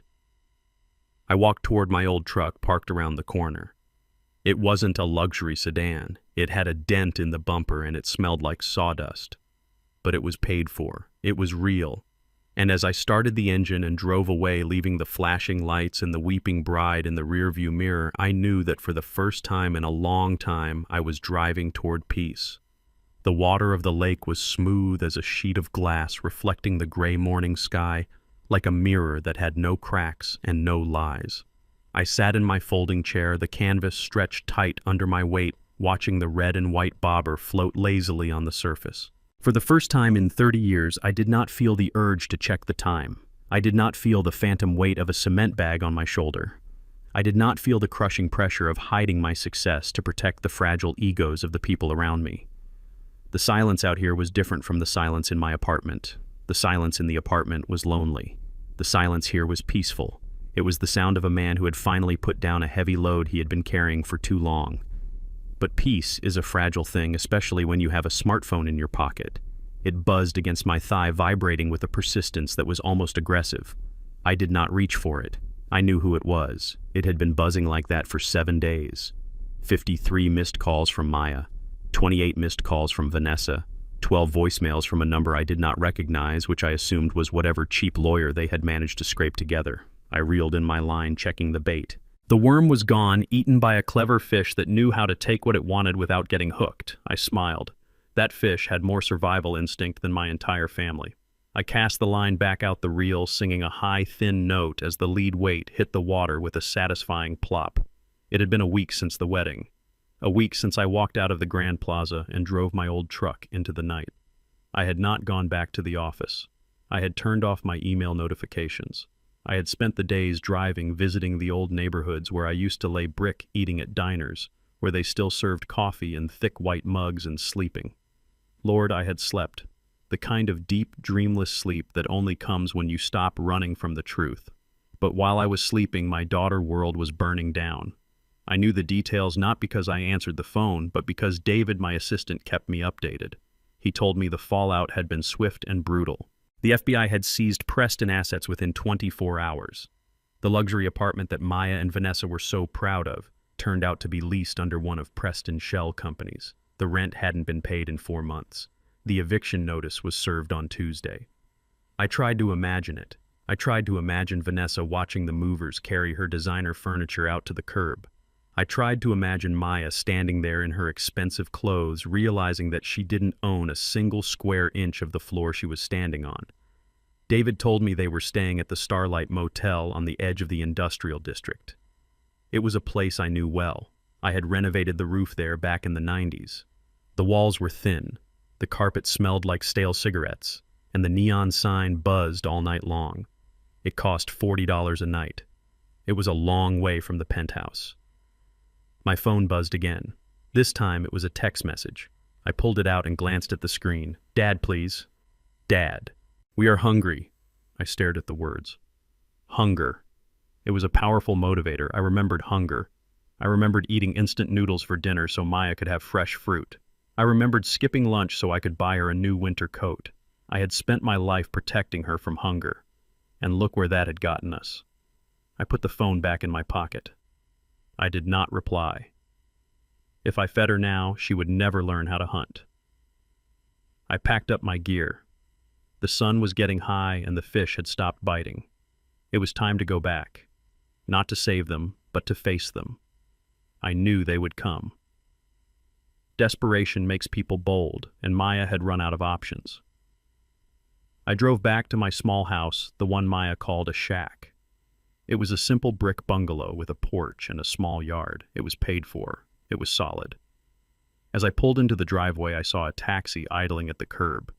The back door opened and Maya stepped out. I barely recognized her. The polished, glowing bride from last week was gone. In her place was a woman who looked like she hadn't slept in days.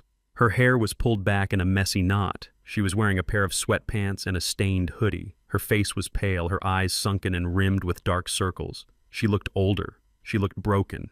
She saw my truck and started running toward the house. She didn't wait for me to get out. She ran up the walkway, her movements frantic and jerky. "Dad," she screamed. "Dad, stop. Do not go inside." I ignored her. I grabbed my tackle box and walked up the steps to my porch. I unlocked the front door and stepped inside, closing it firmly behind me. I heard her footsteps pounding on the wood of the porch a second later. Then the banging started. "Dad, open the door," she yelled, pounding her fists against the solid oak. "Please, you have to talk to me. I know you are in there. I saw you." I walked into the kitchen and set my tackle box down on the counter. I filled a glass with water and drank it slowly. The pounding continued, getting more desperate. "Dad, please," she sobbed. "I have nowhere else to go. The motel. They kicked us out." Mom credit card bounced. "We have been sitting on the curb for 2 hours. I don't have any money for the taxi. He is waiting. He says he is going to call the police if I don't pay him." I walked into the living room and looked at the monitor for the security system. The camera mounted by the doorbell gave me a fisheye view of my daughter. She was slumped against the doorframe, tears streaming down her face. She looked small and pathetic. I pressed the button for the intercom. "You should have thought about that before you got in the taxi, Maya," I said, my voice coming out of the small speaker on the porch. Maya jumped, looking around for the source of the voice. She stared into the camera lens, her face distorted and close up. "Dad," she cried. "Stop punishing me. I get it, okay, I get it. I was stupid. I was wrong. Preston is a crook. You were right. You were right about everything. Now please open the door. I am hungry. I am tired. I just want to come home." "Home," I repeated. "You said this house was a dump, Maya. You said it smelled like old people. You said you were embarrassed to bring your friends here." "I was wrong," she wailed, sliding down to her knees on the doormat. "I didn't mean it. I was just trying to impress Preston." "Please, Dad, just let me in. I will sleep on the couch. I will clean the house. I will do anything." I watched her on the screen. It would be so easy to open the door. It would be so easy to let her in, to make her soup, to tell her it was going to be okay. That is what I had done for 30 years. Every time she fell, I picked her up. Every time she made a mistake, I paid the bill. And that was why she was kneeling on my porch right now, because I had never let her feel the impact of the ground. "I cannot do that, Maya," I said. "Why?" she screamed, hitting the door again. "Why do you hate me?" "I don't hate you," I said calmly. "But I am not your ATM anymore, and I am not your safety net. You are 30 years old. You made a choice. It is not just about a place to stay." "Dad," she pleaded, her voice dropping to a terrified whisper. "It is the debts, the wedding vendors, the florist, the band, the venue. They are all coming after me. Preston signed the contracts, but he put my name as the guarantor. They say I owe them $60,000. They are threatening to sue me. They are going to garnish my wages if I ever get a job." She pressed her forehead against the wood. "Dad, you have money," she whispered. "I know you do. You have millions. You bought the building. You paid for the dinner. 60,000 is nothing to you. Please, just write the check. Just make it go away. I promise I will pay you back. I will work for you. I will do anything. Just save me one last time." I looked at the checkbook sitting on my desk. $60,000. It was a lot of money to most people. To me, it was a rounding error. I could write that check in 30 seconds and she would be free. She would be safe. But she wouldn't be saved. If I wrote that check, she would learn that tears and apologies are a currency. She would learn that she can burn down a village and her father will always be there to rebuild it. She would never learn to hold a hammer herself. I leaned closer to the intercom microphone. "I cannot help you with that, Maya," I said. "What do you mean you can't?" she sobbed. "You have the money. Just transfer it. Just wire it to their accounts. It takes 5 minutes." I paused. I let the silence stretch out between us. I let her hear the wind in the trees and the sound of the taxi engine idling at the curb. "I am sorry, Maya," I said, my voice cold and final. "But you told the whole world that I am outdated. You said I don't understand the modern world." "Dad, don't," she begged. "Well," I continued, "I guess you were right. I am just an old bricklayer. I don't know how to use those fancy wire transfers. I don't know how to use digital banking. Those things are for modern people. People who fit the image." "Dad, stop it," she screamed. "Stop mocking me. I am not mocking you," I said. "I am agreeing with you. You wanted a modern life. You wanted a life of image. Well, now you have the modern problems that come with it, and I am too old and too outdated to fix them. But what am I going to do?" she whispered. "You are going to figure it out," I said. "You are going to get a job, maybe 2 jobs. You are going to negotiate with those vendors. You are going to set up a payment plan. You are going to learn the value of $1 because for the first time in your life you are going to have to earn it. Dad, please." "Goodbye, Maya," I said. I released the intercom button. The connection cut with a sharp click. I watched on the monitor as she stared at the camera. She waited. She waited for the door to open. She waited for the old Luther, the pushover Luther, to come out and save her. But the door stayed closed. After 5 minutes, the taxi driver got out of the car. He was a big man, and he looked angry. He walked up the path and grabbed Maya by the arm. I couldn't hear what he said, but I saw him pointing at the meter. Maya looked back at the camera one last time. Her face was a mask of total defeat.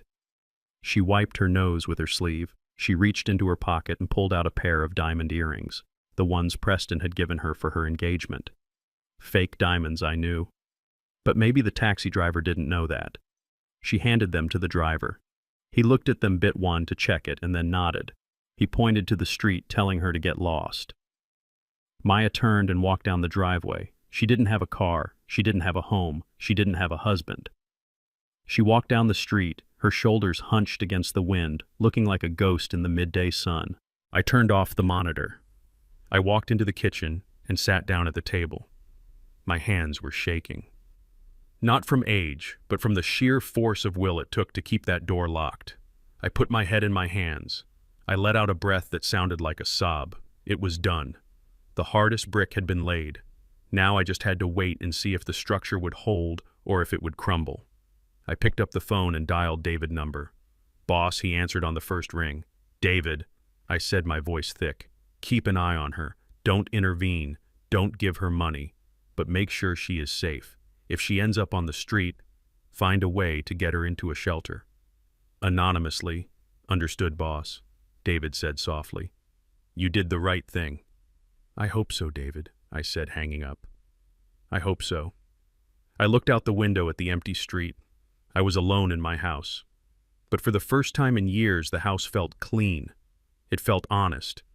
I sat there in the silence and waited for the future to begin. It was a Tuesday evening when the knock came to my door. It was different from the frantic pounding Maya had unleashed a week earlier. This knock was hesitant. It was quiet. It was the sound of a man who was not sure he had the right to be there, but knew he had an obligation to try. I was sitting in my living room reading a book on architectural history, enjoying the silence that had become my new best friend. I put the book down and walked to the door. I checked the monitor, but I think I already knew who it was. I opened the heavy oak door. Connor stood on my porch. He looked different. The expensive tuxedo was gone, replaced by a simple flannel shirt and jeans that looked like they had been bought at a discount store.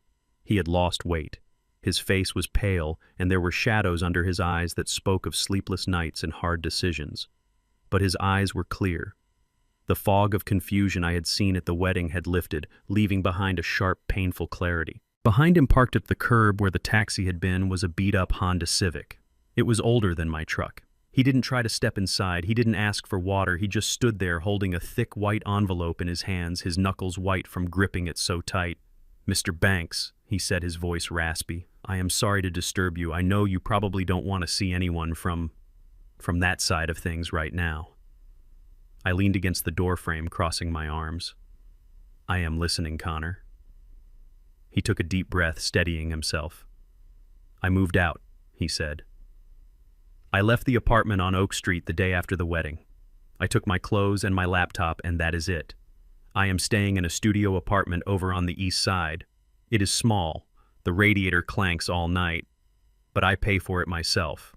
I nodded slowly. The east side. It was a working-class neighborhood. No doormen, no rooftop terraces. "Good," I said. "It is a start." Connor looked down at the envelope in his hands. He stepped forward, extending it to me. "I got a new job," he said. "I quit the firm I was at. Preston had gotten me that job through one of his connections, and I couldn't stay there. I felt dirty walking through the doors. So I am freelancing now, fixing code for small businesses. It is not much money yet." He pushed the envelope closer to me. "This is $2,000, Mr. Banks. It is everything I have left after the deposit on the studio. I know the wedding cost you over $100,000. I know this is a drop in the bucket. But I calculated my share of the meal and the drinks and the suit rental. I want to pay you back. I will bring you another envelope next month. And the month after that. It might take me 10 years, but I will pay back every cent of my share of that night." I looked at the envelope. Then I looked at the boy. He wasn't doing this for show. There were no cameras here. There was no Maya to impress. He was doing this because he needed to clean his soul. He needed to wash away the stain of complicity. He was offering me his survival money, his food money, just to look me in the eye without shame. I reached out and took the envelope. It felt light, but it carried the weight of a man's integrity. I held it for a moment, feeling the texture of the paper. Then I slipped it into my pocket. "I accept your payment, Connor," I said. Connor let out a breath he seemed to have been holding for days. His shoulders sagged with relief. "Thank you, sir. I just wanted to make it right." He turned to leave. He had done what he came to do. He didn't expect forgiveness. He didn't expect kindness. He just wanted to clear his ledger. "Connor," I called out. He stopped on the top step and turned back. "Yes, sir." "Do you drink beer?" I asked. He blinked, confused. "Excuse me. I have a six-pack of local lager in the fridge, I said, stepping back and opening the door wider. It is not that fancy champagne you were drinking last week, but it is cold, and I bought it with honest money. Connor stared at me. His eyes welled up just a little, but he fought it back. A slow, genuine smile spread across his tired face. I would love a beer, sir. Come in, son, I said. He stepped over the threshold, the same threshold I had barred Maya from. We walked into the kitchen. I handed him a cold bottle.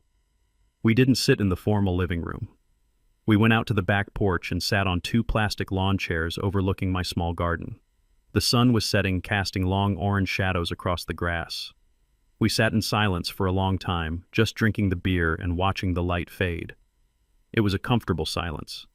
The kind of silence shared by two men who have been through a war and survived. She calls me, you know, Connor said quietly, breaking the silence. Maya. She calls me 10 times a day. I took a sip of my beer. I assumed she would. She screams mostly. Connor continued staring at the label on his bottle. She blames me for leaving. Then she begs me to come back. She says we can sue you. She says we can sell her story to the tabloids and get rich. She still doesn't get it. She thinks this is just a bad PR moment. She doesn't understand that the foundation is rotten. She never learned to inspect the concrete, I said. She only cared about the paint. Connor nodded. I miss her, Mr. Banks. I do.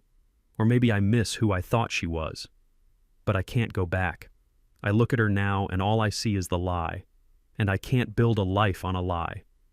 You did the right thing, Connor, I said. It hurts now. It feels like you cut off your own arm. But that arm was gangrenous. If you had stayed, the infection would have killed you. We clinked bottles. It was a toast to survival. A toast to the painful necessity of amputation.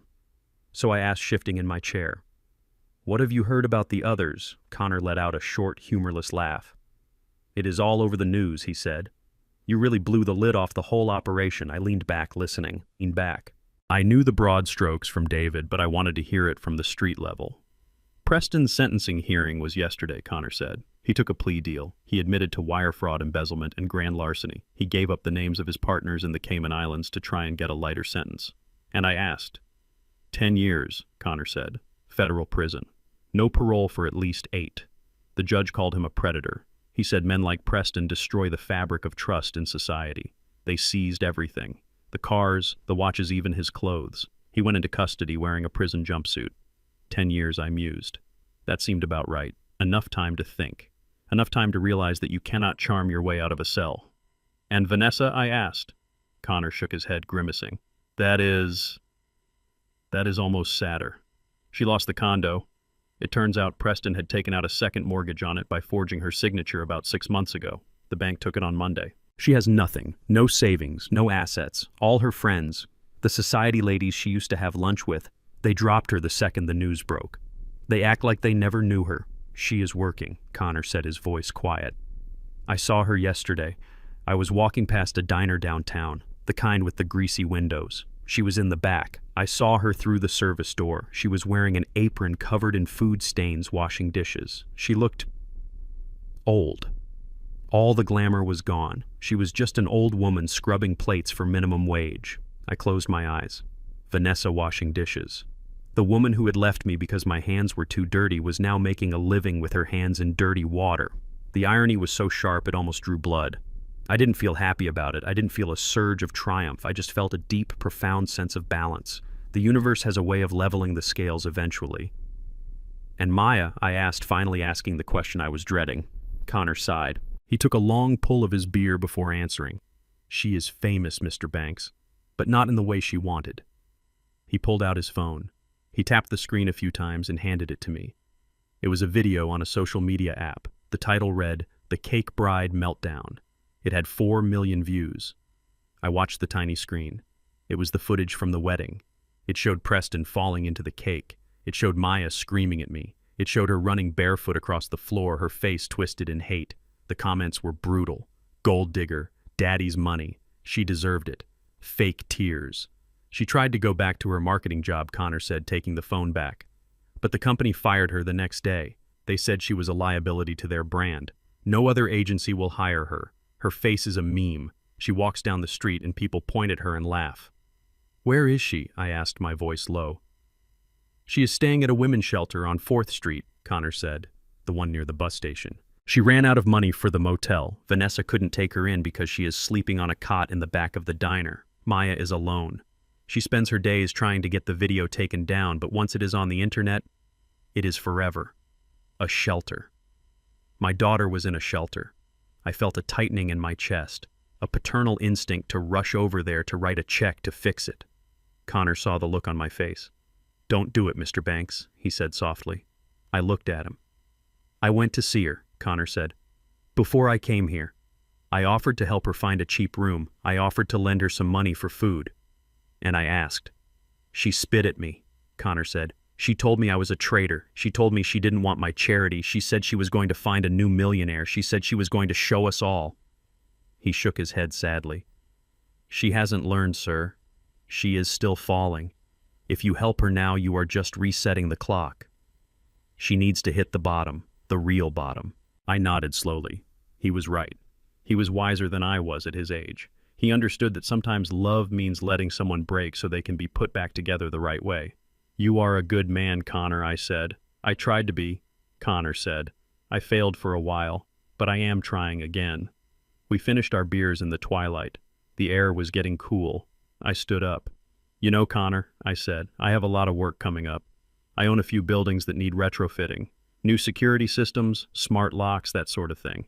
I need someone who understands code but who isn't afraid to get their hands dirty." Connor stood up too. He looked at me, his eyes widening slightly. "Are you offering me a job, sir?" "I am offering you a contract," I corrected him. "Market rate. You do the work, you get paid. No handouts. But I prefer to hire people I can trust. People who pay their debts." Connor smiled.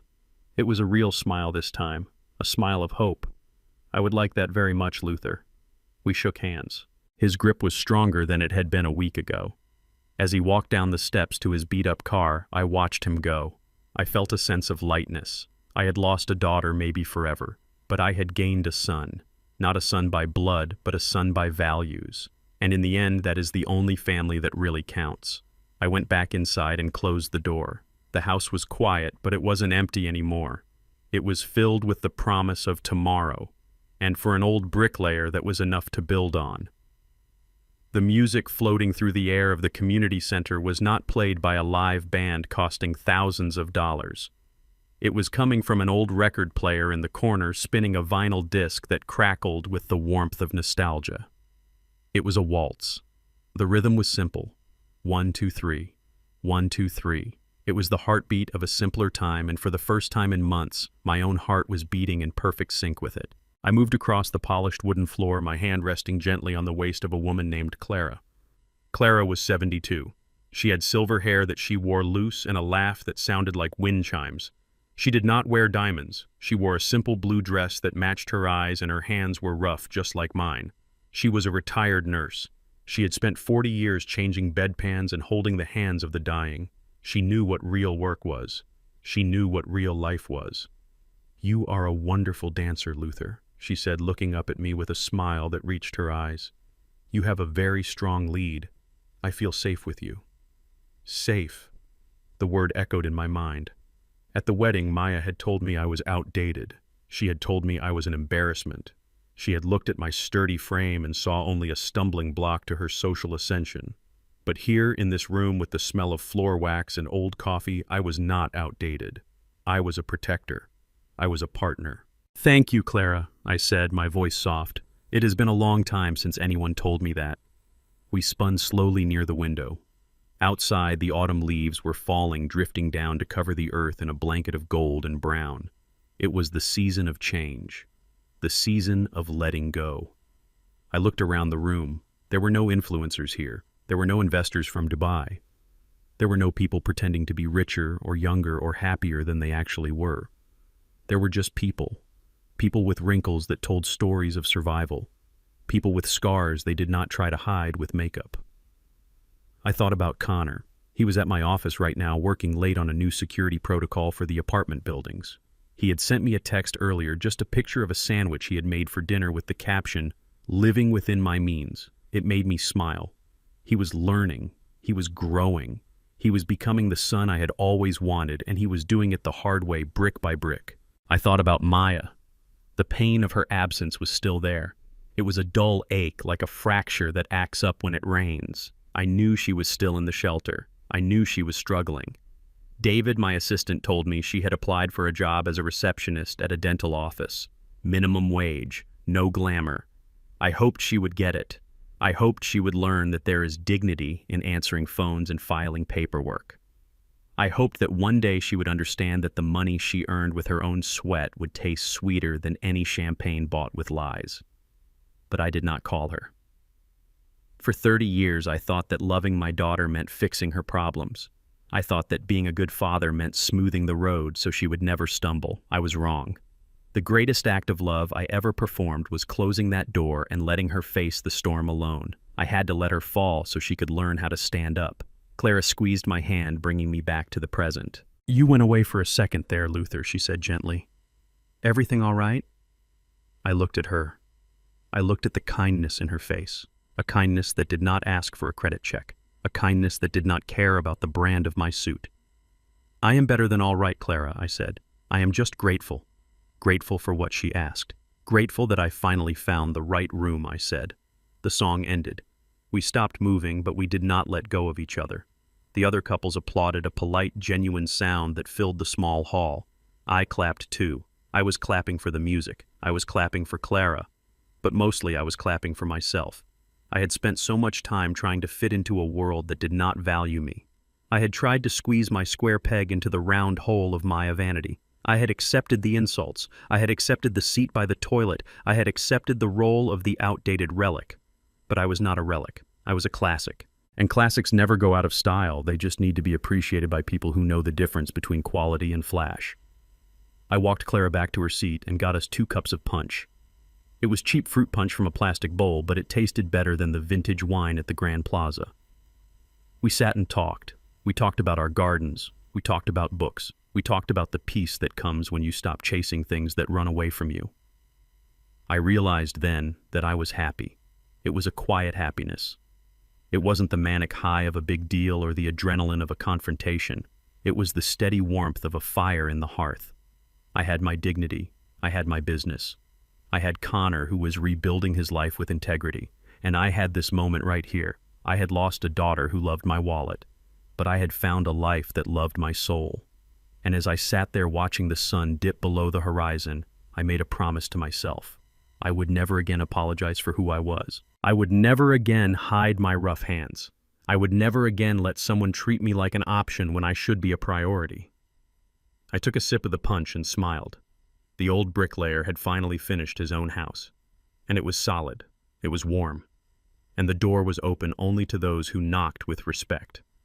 I looked at the empty chair next to me, and for the first time, I did not wish Maya was sitting there. I wished her well wherever she was, but I did not wish her here. Here was for people who were real, and I was finally real. The lesson I learned was hard-won. It cost me tears. It cost me money. It cost me the illusion of a perfect family. But it gave me back something priceless. It gave me back myself. We often spend our lives building castles for our children only to realize we raised them to be kings and queens who despise the hands that laid the bricks. I learned that dignity has no price tag, and silence is the loudest scream of a broken heart. You cannot buy respect, and you certainly cannot fake class. If someone is willing to trade your love for an image, let them go. True, family isn't about blood, it is about loyalty. Sometimes you have to let the tower fall so they can finally see who was holding up the foundation. Thank you for listening to my story. It was not an easy one to tell, but it was a necessary one. Now, I want to hear from you. Have you ever had to cut off a family member to save yourself? Have you ever been treated like you were outdated by the very people you raised? Tell me your story in the comments below. I read every single one of them. And please tell me which city or country you are watching from. It brings me joy to see how far my voice can travel. If this story touched you, please hit the like button and subscribe to the channel. Your support helps me share more stories of truth and justice. Until next time, remember to check your foundation and never let anyone treat you like a spare part in your own life. Stay strong.